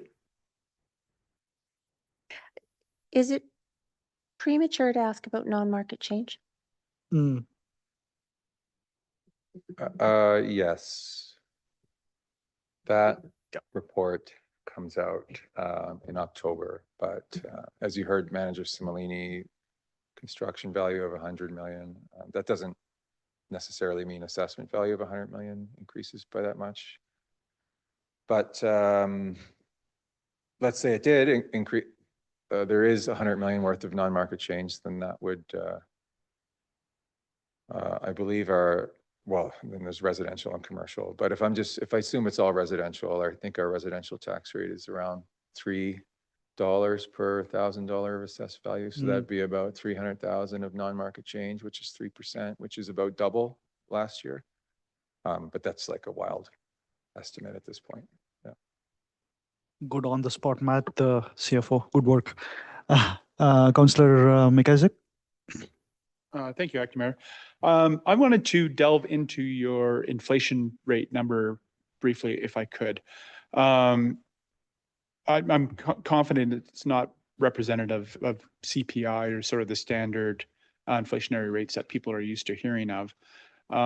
We also at our AKBLG convention heard some commentary regarding what a municipal inflation rate is probably more realistically calculated as. And I just wondered if you might sort of elaborate a little bit on how you're determining that. Do you have a bucket of things specifically that you're looking at, or is it the broad rate of expenditures over the time, or just give us a little bit more clarity on that? Thanks, Councillor McIsaac. It's just a broad rate of all of our expenses. And as you mentioned, there is no bucket for municipal goods. Although Councillor Ade Kelly, I think, brought up something to me about something Trail uses, which is it Trail? or Rosalind. Anyway, it's something I was intend to look into for this upcoming budget cycle, but I haven't dug into it too much. And I don't, maybe she can elaborate some more. CAO is Chris from Trailer or Castlegar. Their CAO, Chris Barlow, is Castlegar. Yeah, and you're right. Castlegar has looked at creating a basket of goods for municipalities. Yeah, I talked to him at, so the CAO of Castlegar, I talked to him at AKBLG in relation to the information that Councillor McIsaac is talking about, which was phenomenal. The gentleman that provided us with that information, for example, correct me if I'm wrong, councillors, but wasn't like the inflation on, say, a fire truck was like 38%, like it was crazy on certain items, right? Like Yeah. crazy. The 10-year inflation rate for municipalities was calculated at 250%. Yeah. Yeah, it was just the rates overall was insane. And then the rates on individual items was just like, wow. And he did say that they had created a municipal basket of goods and he referred to their meeting in December, but I could not locate it. So I was I didn't want to bother him, but I really wanted to email him and say, can you please show me your index of CPI for cities? Kind of nerdy, I know. All right. Any other questions, Council? All right. Thank you, CFO. Thank you.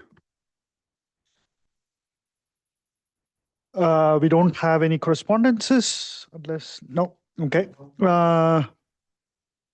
With that, we adjourn the committee of the whole meeting at 8:27 PM.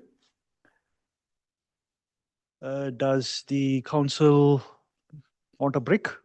Okay, we'll meet in about 5 minutes here. Thank you. That's correct. That's right, yeah. I have to do land acknowledgement again, correct? Oh.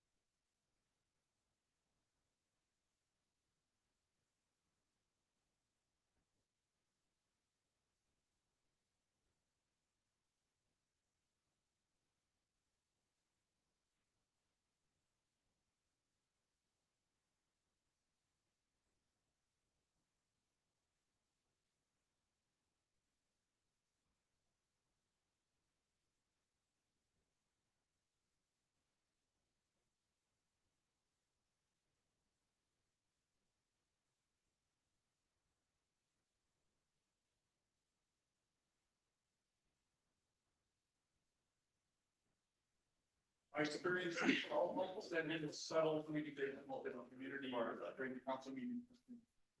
There wasn't a subtle communication. Hammer on the head. All right, folks. Councillor Nixon.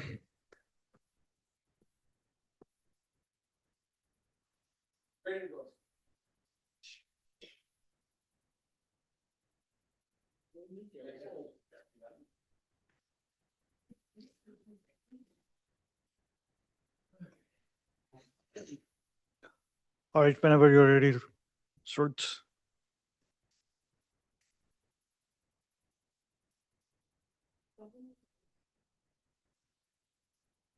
All right. Land acknowledgement. We acknowledge that the city of Fernie is located within Kukunamakas, the unceded territory of Yakilat Nukik First Nation. We recognize that we live and work within their vast lands. Akanahunik are from Yakitak Nucleic and are members of the Tunaha speaking peoples of British Columbia, Idaho, and Montana. With that, I call meeting to order at 8:34 p.m. Ask for a mover and a seconder, then ask for the vote that the agenda of the August 18th, 2026 special council meeting be adopted. Moved by Councillor Hamilton, seconded by Councillor Shoesmith. Any discussions? All those in favor? That's unanimous. Thank you.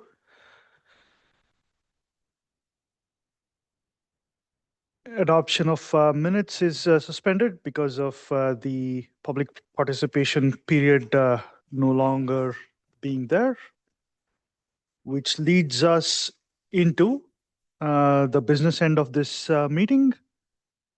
We start with the report from the corporate officer with regards to memorandum of understanding between City of Fernie and YQT, consideration of approval, report from the corporate officer. Welcome back, corporate officer.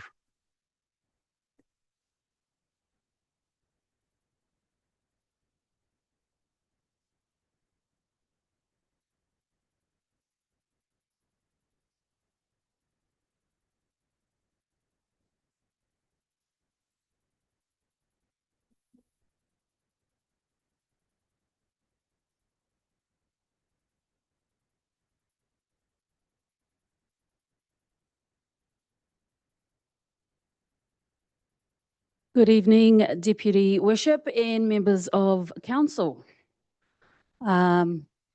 Just briefly, this will be my last report to this council during my term as your corporate officer. And I am very privileged to present this report to you this evening as a member and on behalf of your staff here at the City of Fernie. So tonight, I'm bringing forward a proposed memorandum of understanding, an MOU between the City of Fernie and Yakitak Nucleic First Nation. This is a milestone in a relationship that's been building for several years. Tonight's decision is the next respectful step in that relationship. It is not the final one. I'll walk you through how we got here, what the MOU does and doesn't do, what it means practically for the city, and the recommendation in front of you this evening. The City of Fernie sits within the traditional territory of Yakitak Nucleic First Nation, and that's the starting point for everything that follows in this presentation. Since 2023, our two councils have met directly, council to council, to build relationships and talk through shared priorities. That's been backed up by ongoing conversations between senior staff on both sides, meeting after meeting, building trust step by step. As those relationships matured, both governments agreed it was time to put something in writing. Not a legal contract, a shared statement of intent. Staff from both organisations built this document together, and on July the 28th, 2026, Yakitak Nucleic Council reviewed it. They approved it in principle and directed their staff to work with our staff to plan a signing ceremony this coming fall. once the City of Fernie Council has had its say. That brings us to this evening. So what does the document actually do? At its core, it's a framework. It establishes respectful government-to-government communication, and it strengthens a relationship that's already underway. It names the areas where both governments see potential to work collaboratively together. Land use planning is included, environmental stewardship, economic development, emergency management, cultural recognition, and education. It commits both sides to regular meetings between elected officials and senior staff. So this relationship doesn't rely on any one person or any one moment in time. It creates a foundation or a starting point for future collaboration whenever and wherever both governments agree it makes sense. What it does not do, it does not create legally enforceable obligations for either government. It does not commit the city or Yakitak Nucleate to any future spending or projects. It does not delegate or limit this council's authority under the Community Charter and Local Government Act or any other legislation. Your decision-making power stays fully intact. It doesn't replace any existing legislation or regulatory process, and it doesn't bind this council to approve anything that comes out of the relationship down the road. If a future project or a funding opportunity or a service agreement is identified, it comes back to this table through the city's normal process on its own merits every time. A quick word on how this fits together procedurally. So because staff want council to feel fully confident in what you're being asked to approve this evening, because it is the first along the valley, this MOU is a statement of relationship and shared intention, which is exactly why it doesn't require the kind of public notice process you've seen from staff on other reports. The sections of the community charter that require notice apply to things like funding agreements, which we will talk about soon, or property dispositions. This document is neither of those, so there's no procedurally there's nothing procedurally standing between us and moving forward together tonight. What council is asked to do is to approve the MOU by resolution and authorise the Mayor and Chief Administrative Officer to sign it once we finish a few small refinements alongside our partners, including completing the Tunaha language elements of the document. So it truly reflects both governments in both languages. Those will be the final touches. A few practical considerations. First, there are, like I said earlier, no direct financial implications tied to approving this MOU today. If a collaborative project down the road needs funding, it comes back to council through our normal annual budget process, just like any other initiative. Second, on staffing, the city's corporate officer and Yakitak Nucleate's governance officer are the day-to-day contact points currently. The MOU also allows for a joint leadership team, our CAOs and governance leads, to coordinate, to monitor progress, and to bring updates back to both councils. And thirdly, on timing, before signing, staff will keep working with Yakitak Nucleate to incorporate that Tunaha language into the document, along with minor formatting refinements. Again, that won't change its substance. If anything, it will strengthen its integrity. Both communities are planning signing ceremonies for this fall. More information will come. This brings us to the recommendation. Staff are recommending option 1, which is that council approve the MOU substantially in the form presented this evening and authorise the Mayor and CAO to execute it following any minor administrative or formatting amendments. And just to close, this MOU doesn't bind either government to anything.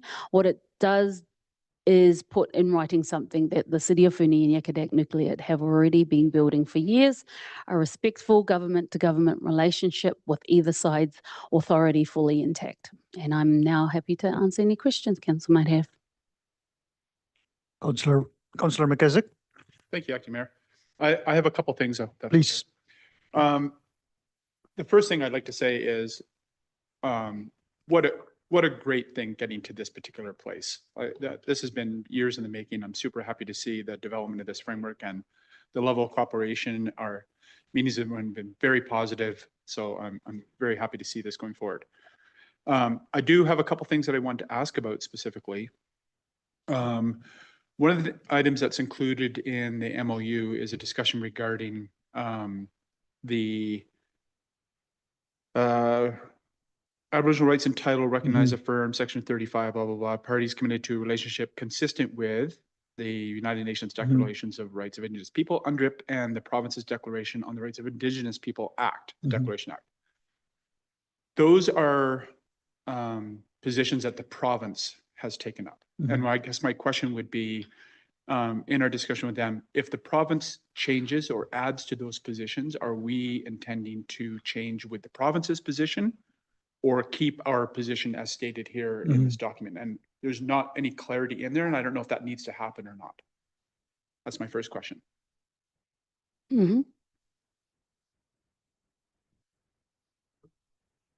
we looked at the core principles in respecting our defining legislation that creates like the legal entities within which we operate right now, that gives us on our side the charter, on the other side Aboriginal rights and titles being recognized by the Constitution Act of '82, and then current commitments around the UN Declaration of Rights of Indigenous Peoples and the Declaration Act.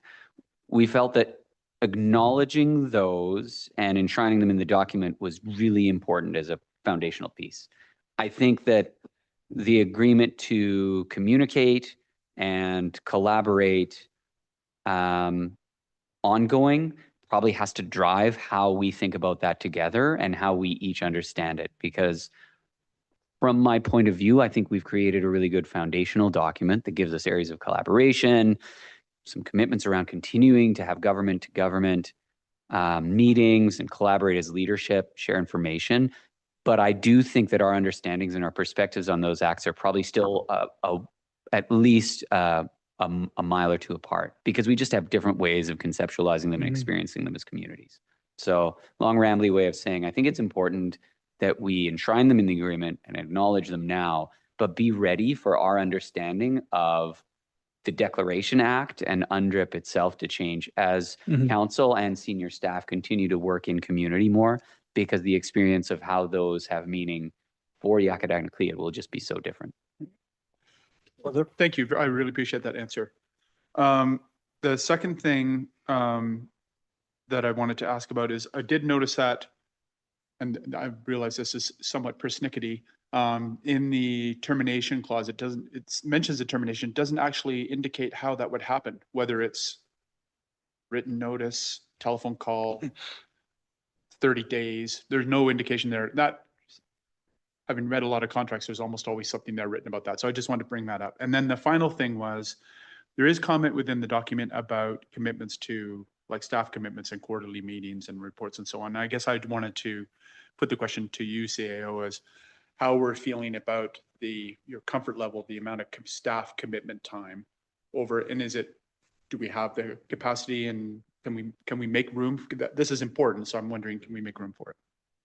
I think we're really excited to make room for it and to work with their CAO and governance lead and continue to bring council and Nisukan and council together. So yeah, I think it's good. It's in council's strategic priorities to work towards reconciliation and inclusion. And this provides a really great diving board for doing that. Thank you. Can someone answer that question of termination, please? You are correct. There's the ability to terminate. We have not formalized the means in this document. However, it is a non-binding commitment, so it is not quite a contract. Got it. Councillor Hamilton? Thank you. The one thing that I noticed, and this might be something that actually came from their side, is we alternate between chief and Nisukan. And is there a rationale for why sometimes we refer to it as Nisukan and council versus chief and council? If I may, I did bring that up with the governance officer, And I think her response was that either or is interchangeable to them. I think also there's 3 or 4 different ways they've written Yakadak Nucleate. And she says as we work through our MOU together, as a team, as 2 governance teams, we could, if we can have the ability to move with it, and adapt. And it's a working, living document. This is the first sort of cut of it. We want to see how it goes over the next few years or so. And if there are termination clauses or other clauses that might need to be adapted or changed or amended at any point, that they would be open to sitting down. And I think that is a very good point about the council to council meetings, is those are the places where we can bring these things up. And as the relationship works together, we can also, amend a few things in that document. But the idea of this MOU is for it to be pliable, is for it to adapt to both governance structures and to continually be improved on a annual basis, perhaps, or biannual basis, whatever works with both councils. This is purely the first step in creating that relationship formally. And to your point about the termination clause, it's not a contract, it's a non-binding agreement. And these are the things we could probably discuss at that council table with our new partners. Okay. Councillor Audia Kelly and then Councillor Shoesmith. Sukni, thank you. I just wanted to touch back to the language portion because the Tanaha language, and I really wish I could get my pronunciation better, is an isolate language.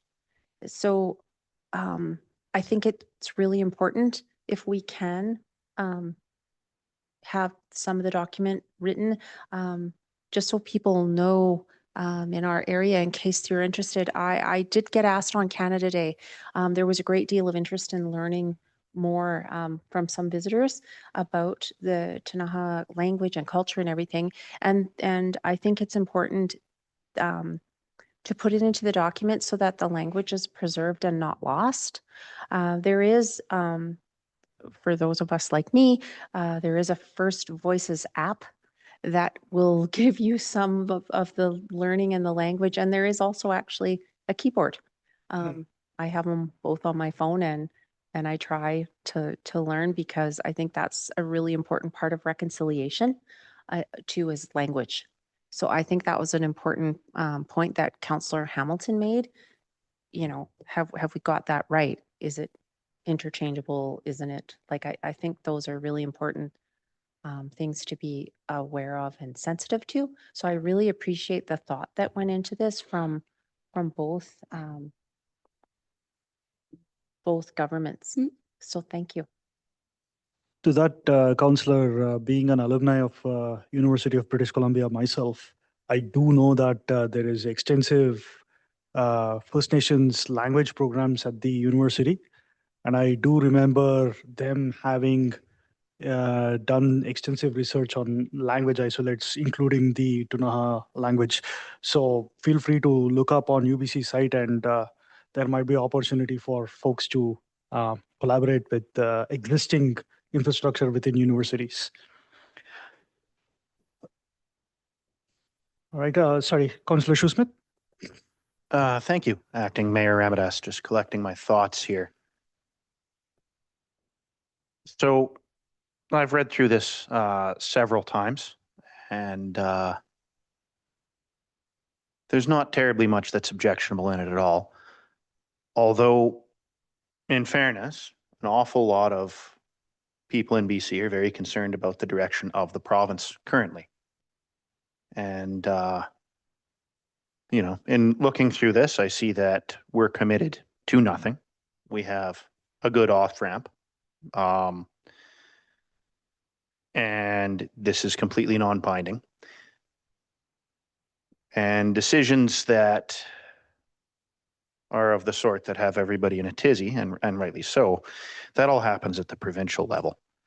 What I see here is us and Yakutat Nucleate talking, which I think is helpful and useful. And I hope they can be of help in, you know, getting us through the provincial processes with our sewage plant, among other things. So I think this agreement, after having read it and thought a lot about it, is actually just fine. I'm happy to move the recommendation whenever everybody's done speaking about it. Thank you, Councillor Shoesmith. Do I see that as moving this motion? Okay, seconder, Councillor Hamilton. Any discussions?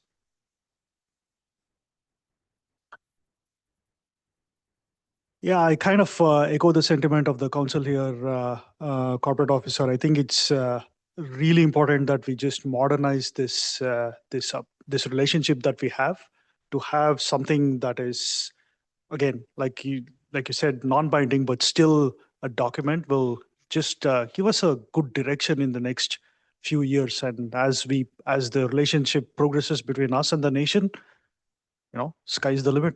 There could be other things. All positive. I will also support this. With that, I'll call for a vote here. All those in favor? That's unanimous. Thank you. Thank you, Your Worship and Council. Thanks, officer. We now move on to a report from the Chief Administrative Officer with regards to Community Partner Funding and Partnership Agreement Program update. Quite a mouthful. Thank you, and I'll just be one moment getting the screen share going.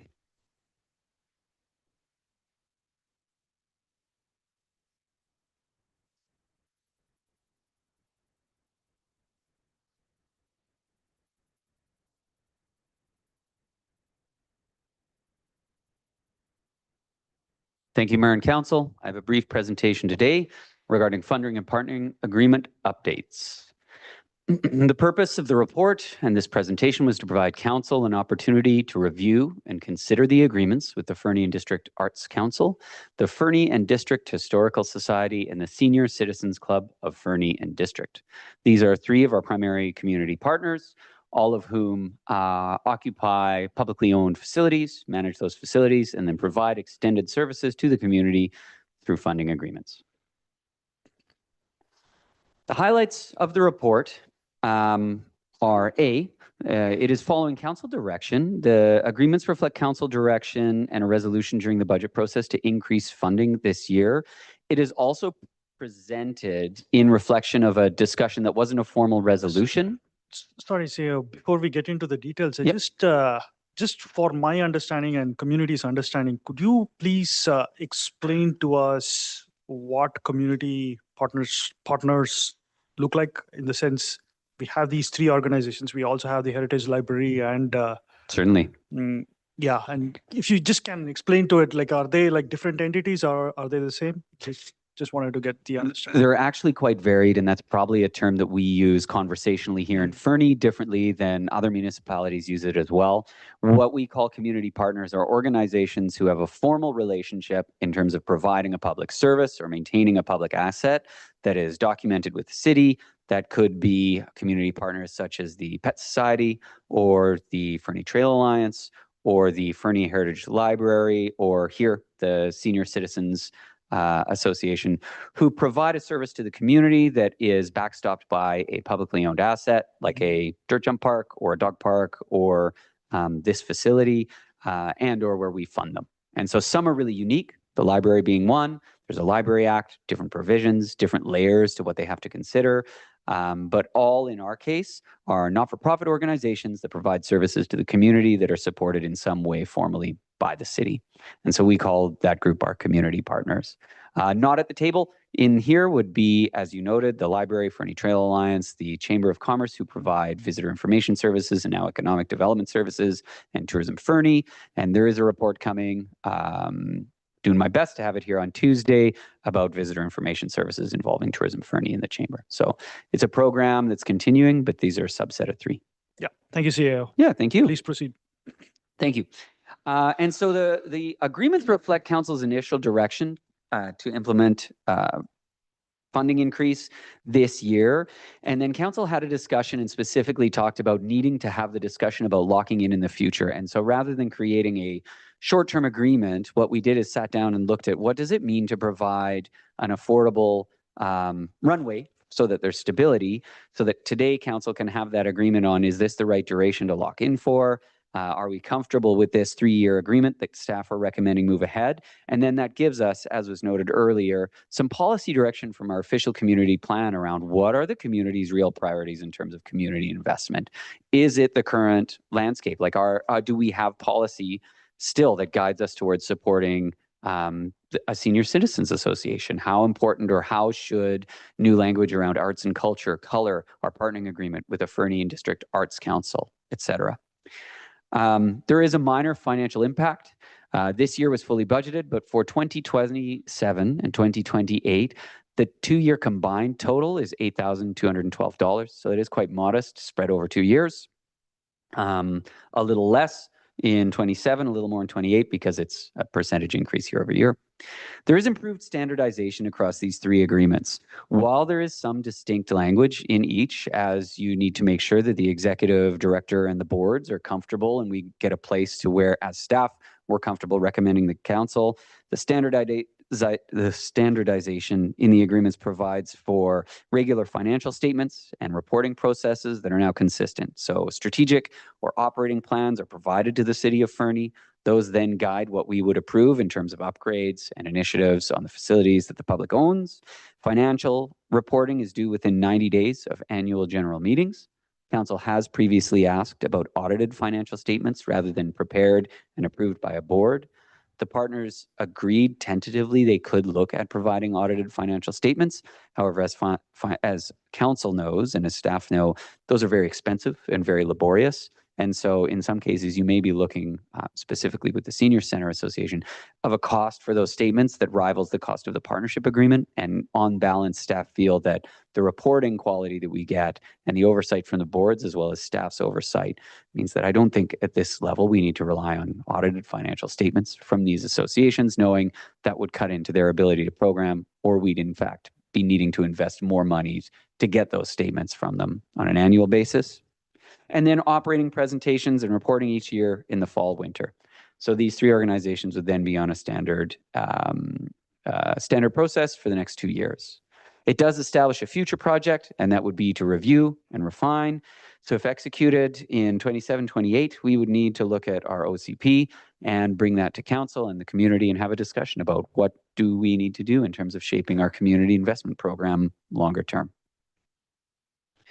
With that, staff are making the recommendation that council endorse the updated agreements attached to the report, being the agreement with the Fernie and District Arts Council, the agreement with the Fernie District Historical Society, and the agreement with the Senior Citizens Club of Fernie and District. And one note, we have amended the recommended resolution from what you had read in the agenda. I've provided this to the corporate officer and the mayor, or we have the council authorize the mayor and chief administrative officer to execute the documents following the required public notice, as we will not have someone sitting in the seat for a brief period in terms of corporate officer to handle that execution. Thank you. Thanks, CAO. Any questions? Councillor Audia Kelly? No questions, Your Worship. I would like to move the recommendation that we advance the agreements. I can't imagine Fernie and the quality of life in Fernie without the valued partnerships that we have. I agree. I really just can't. It would be a much less pleasant place to live. So I would like to move the recommendation. Seconder, Councillor Hamilton. Any further discussion? Councillor McIsaac? Thank you, Acting Mayor. This is touched on in the report, and CEO Baranowski mentioned it too, with regards to the considerations of partnerships and the OCP planning discussion and so on. And the question that I want to ask about that is how exploratory with the community input we're being with regards to these partnerships. We have there is a spectrum of the amount of support that we provide for specific partnerships and so on. And I'll reflect on a recent ask from the Fernie Trails Alliance with regards to perpetual funding that was turned down. And during that whole discussion, it was discussed about a number of different reasons were given for and against and so on. But I recall at the time the discussion of how are we gathering from the community the communication to say, this is actually something we want you to spend money on? How are we asking that question? So I'm wondering, and I, I think Mr. Simile kind of spoke to this earlier as well, is how we're capturing that question and how we're asking it within the OCP to ensure that these partnerships that we're entering into are reflecting the desires of the community. I agree with Councillor Audia Kelly. It would be difficult to imagine Fernie as it is today without some of these organizations. They represent full colors of the rainbow here for us. But there may be more, and there may be different ways that the community would like to support them. I'm just wondering, are we asking that question? Are we capturing the answer? And is that going to come back? Thank you to council. In my review of what we heard and what I know of our consultation process, we're capturing that these are important questions to consider, but we are not going out and having conversations that can make partner groups feel extremely vulnerable, like, should we continue to fund X or Y? And I think what's most appropriate is we're going to see an OCP come back that has specific policy informed by the community of what they want to see, and then have an opportunity to design a purposeful consultation to say, if these are the outcomes, or this is the policy language in the OCP, then how can these partners or these partners and others or others shape their services, and how can we shape our funding to best deliver on those? And so that might mean we are creating rules similar to discretionary grants where council has criteria and there's a rotation of how many years you're eligible, or any number of modifications. But I think what we need to design is the consultation that gets us those answers once we know what policy sits in our official community plan as a starting point. Yeah, please. Okay, great. I appreciate that answer. I think that's adequate. And I do appreciate the fact that I don't think we want to ask people the direct question, do you want to give money to the Arts Council, right? That is, I don't think that's how it should work. But what I am wondering though is there are good organizations in the community. Some of them have what we would consider partnership level, others not. Have we considered what that process of establishing that partnership relationship looks like? Like, from sitting here in the chair, it feels like it's been primarily done mostly through length of time, as opposed to, I'd like to apply for this. This is what we're offering. This is what our expectations are. Do we have that capability? As far as I know, we don't have any process like that that exists right now. And I guess, is that something that we would consider in the OCP process, or maybe it's a future process even beyond OCP, where we start doing some communication to the community about, this is how we decide what partnerships are valuable. This is how you present yourself as a potential partner, and so on. Yeah. If I may, through the council, please we do. don't have a current criteria. Yep. The people that are at the table and have been providing those services tend to be the people first at the table. Council and the OCP team and our communications manager in our engagement efforts have done a really good job of trying to, without devaluing those voices, also surface underrepresented voices and broaden our engagement and consultation with the community. But you're right, we need a criteria. We need to figure out what future partnerships mean, and what, with our limited resources, we can support to best meet the will of the community, and then council's direction on how to proceed. Yeah, again, there are a number of groups out there doing really, really good work who very desperately need resources, and we don't have a criteria. It is, and I might overstep here, it is something that I constantly think about balancing when I look at our quarterly reports and when I consider core services. Because as a city, we provide legislated core services, water, wastewater, policing, emergency response. We provide core services like our roads, our trails. Some people might call our facilities and recreation a core service. And then we provide these discretionary services, but they do shape what the community looks like and how you experience it as someone. So it is not a critical core service, but it's hard for me to say that the work of our partners and the work we do with those partners isn't also critical. So for consideration, sometimes it isn't right at the top of our resourcing list, but we acknowledge it's important and just don't have it yet. Thank you. Councillor Odia Kelly, if you may, can I just add to this? There was another thought that was coming up as Councillor McIsaac was stating this CAO. I think when we had the discussion on Fernie Trails Alliance, one of the things that I did mention was actually setting up that criteria. And I feel like the criteria, again, like I'm just thinking on my feet here, but if you were to think of the criteria, it should be around, what's the broad-based set of values that this organization is committing to? What is the resource level at this point in time? Can it actually sustain on its own even without the help of the city of Fernie?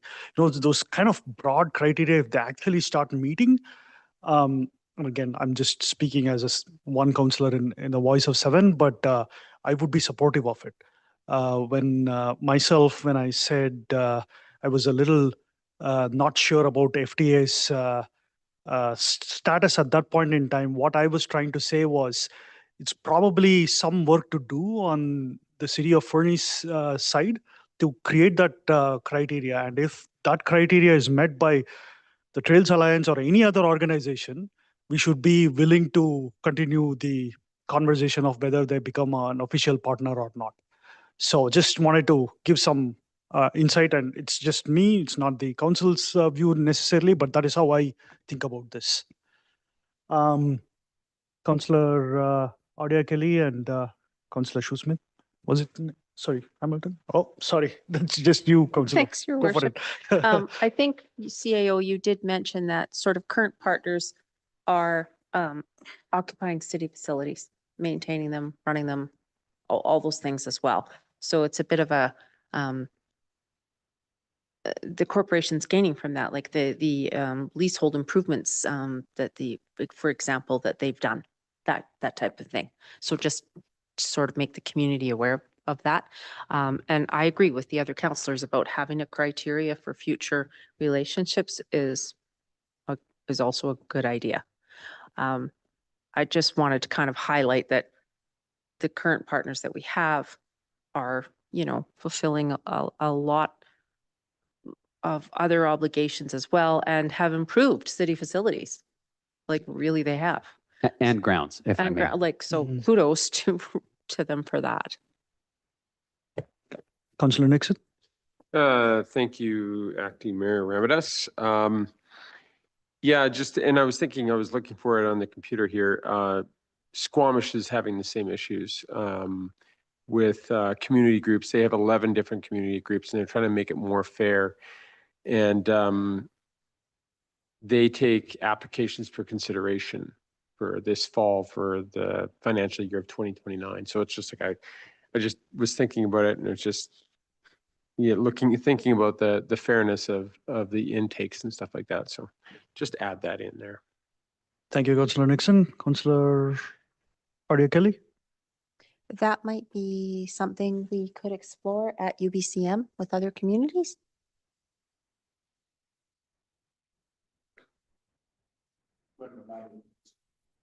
We're not meeting with ministers from sun up to sundown.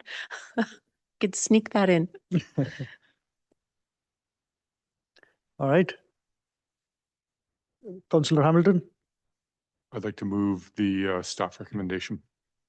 Seconder? Councillor Shoesmith? Oh, we had it, sorry. Okay. Let's go for the vote. All in favor? That's unanimous. Thank you. Thanks, EAO. All right. Any correspondences, corporate officer? Okay.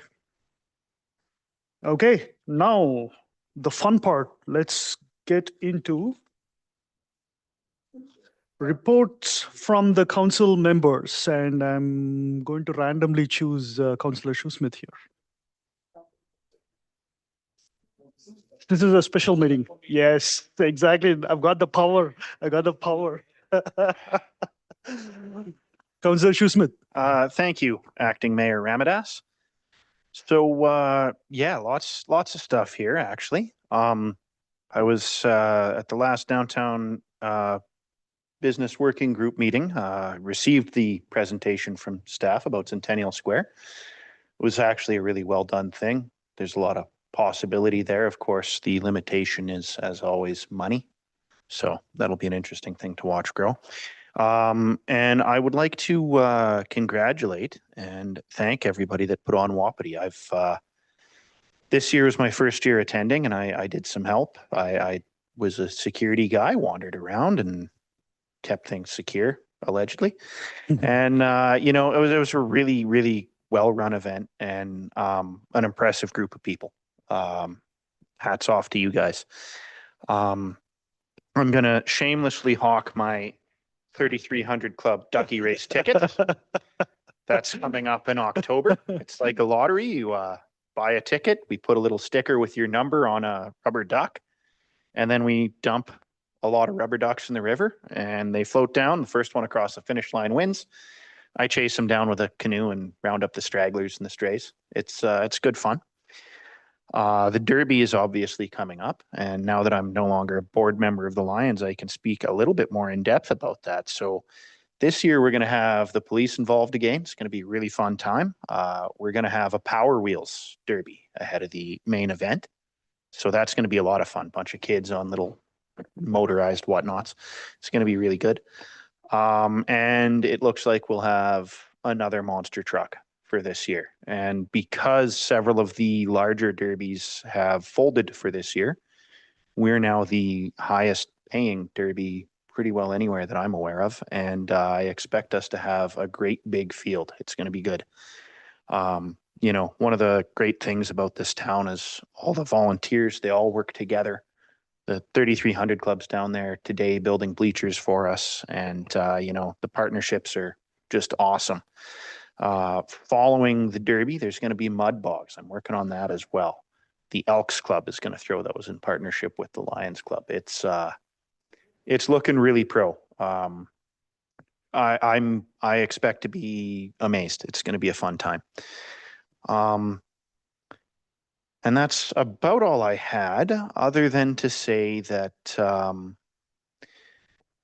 you know, we live in a small town, and whatever our disagreements, we're going to have to walk past each other on the streets into the future. And I think people should just keep that in mind. Thank you. Thank you, Councillor Shoesmith. Personally, I would like to see Wapiti and Derby coming together and making it even mega fun at some point. The hippie jams, man. Just saying. Councillor Nixon. Okay, well, that's interesting, isn't it? I just want to know if the stickers stay on the ducks. That's what I want to know. Do the stickers stay on the ducks or just a few ducks? Well, some. Okay, so yeah, Wapiti, still cleaning up from that. It was a great event, and I want to thank the community for coming out there. We had that incredible fire hall opening last week, and I want to give kudos to the staff for planning and executing the $7 million grant, the funding process. Everything went along according to plan. So kudos to you guys. I also went to another place where there was another set of big scissors as well, although we didn't have scissors at the fire hall, but there was at Eldo's Independent, he opened up, did a grand reopening there. And the scissors were used and the staff was there, and it was just fantastic to see.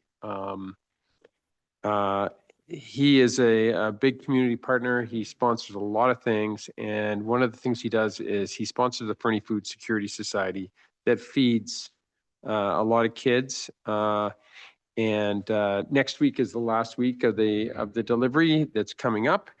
And if you have any time, I'm sure they could use some help, or they could probably use a few delivery drivers. Speaking of that, the last thing is the Terry Fox run, which is happening on September 20th. So mark your calendars now. It's a big community run, and I believe it's going to be out of Trainer Hall at Fernie Secondary. So that's it for me. Thank you, Councillor Nixon. On to Councillor Roddy Kelly. Well, actually, sorry, Councillor McIsaac, couldn't resist. There's so many things.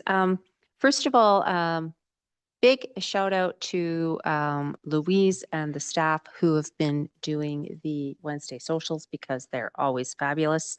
And thanks for allowing Wapiti to give out some passes because that certainly made my life easier at Wapiti. It was wonderful. I was very thrilled to be part of that event. I think it's pretty loved in Fernie. And it would be so strange not to have it. I just wanted to remind which Councillor or Acting Mayor Ramadas did about the info session for prospective councillors. That's coming up on Thursday. There's also a business banter and beer that I'm really looking forward to. Aldo's, I don't know if this is still a current word, but Aldo's definitely got the riz. He is he had the big scissors and it was just wonderful. To see their staff and the smiles on the faces of their staff was just awesome. And the store looks quite fabulous. The fire hall groundbreaking, yep, I'm going to add some more coats paint because that was so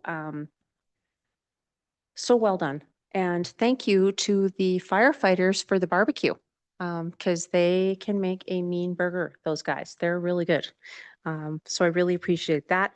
Really looking forward to and want to remind folks about the Legion 100 years celebration and to also say thank you to staff for the sidewalk, which looks fabulous. And people were quite thrilled to see. The Derby, I'm already signed up to help. Can't wait for that. Now, apparently I have to sign up to help at Mudbogs too, which sounds quite intriguing. I also attended the EVR Summit Center info session that the Elk Valley Fieldhouse Society put on.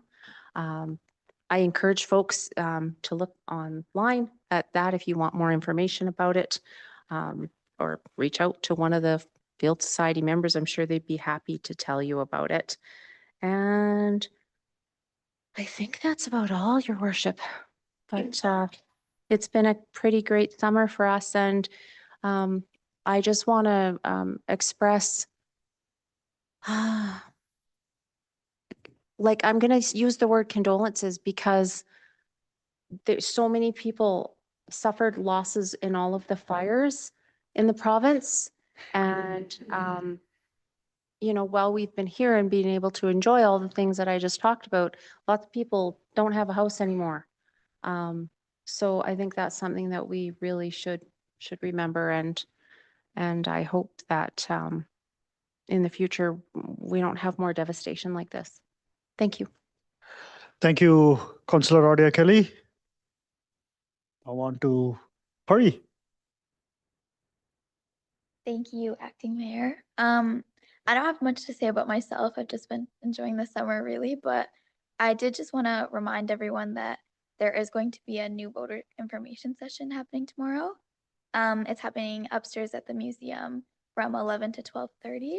And it's for anyone who is going to be eligible to vote in October or anyone who just wants to learn a bit more about the process.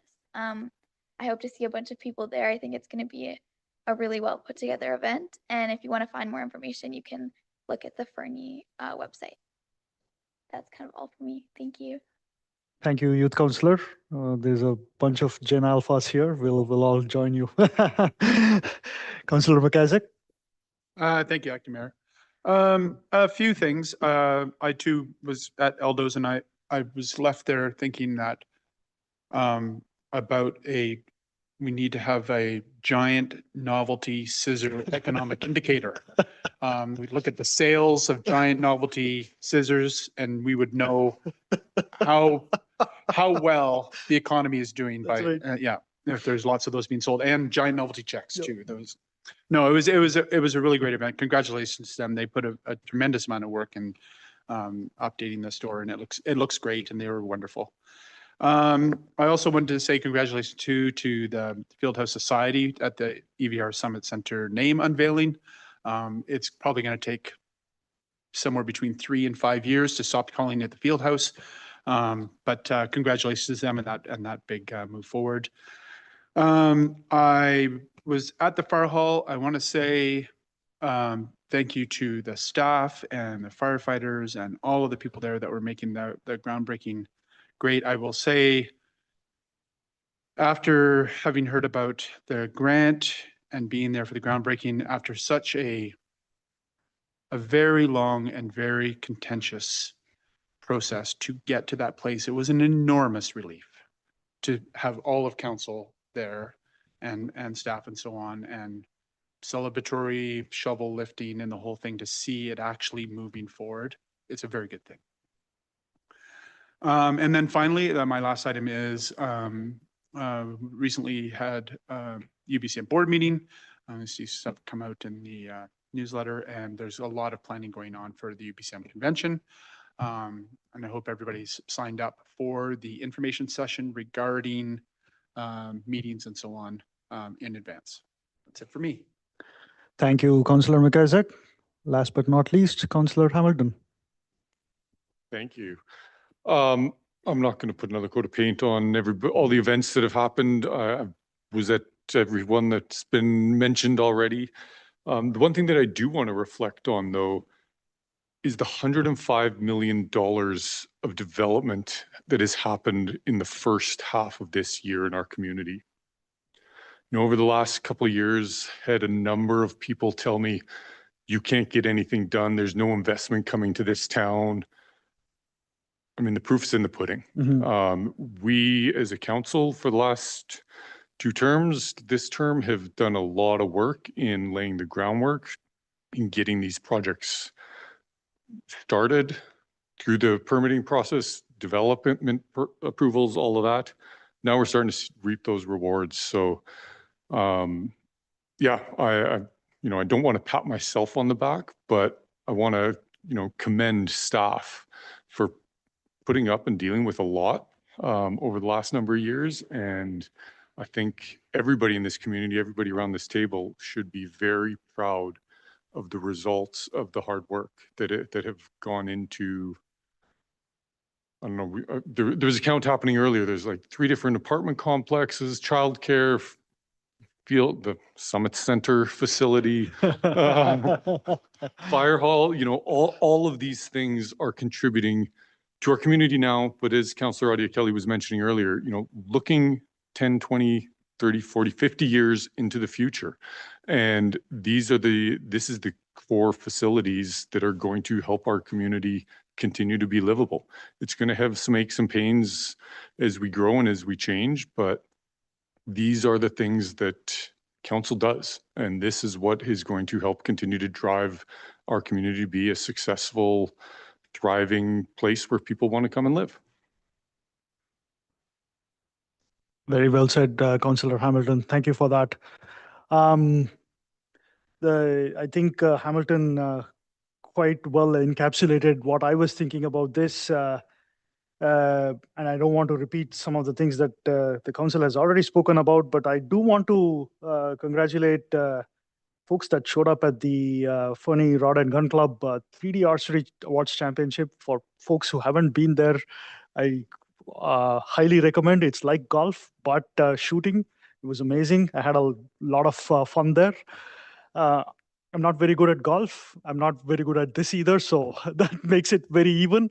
Also, the Fernie District and Arts had a public arts program over the weekend that was well attended and a lot of fun.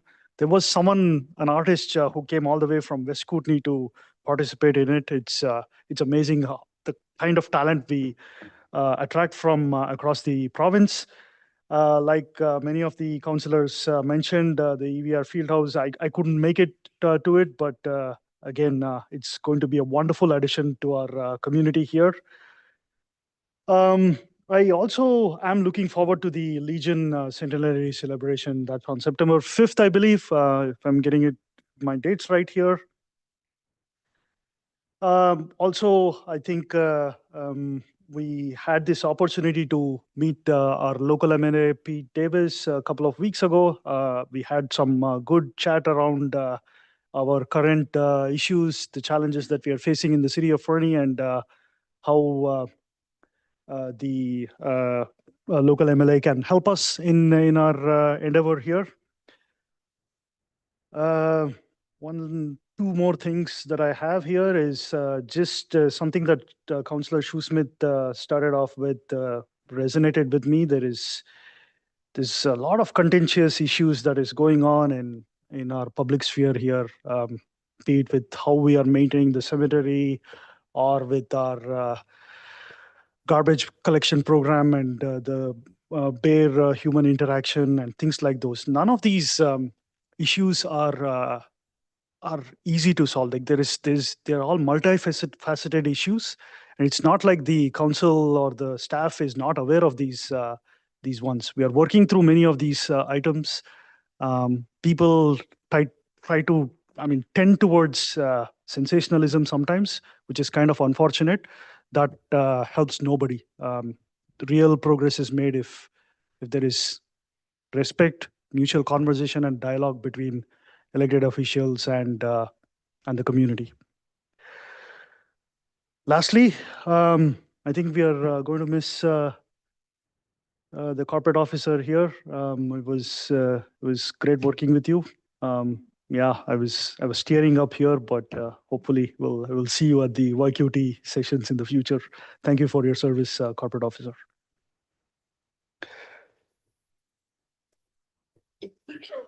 With that, I'll have the corporate officer read the resolution to close. Certainly, Your Worship. The resolution to close is that the meeting be closed to the public pursuant to section 91G of the Community Charter, as the subject matter being considered at this time relates to litigation or potential litigation affecting the municipality. Moved by Councillor Hamilton, seconded by Councillor Shoesmith. Any further discussions? All those in favor? That's moved unanimously. Do we need a resolution to go past 10? Thank you, Corey.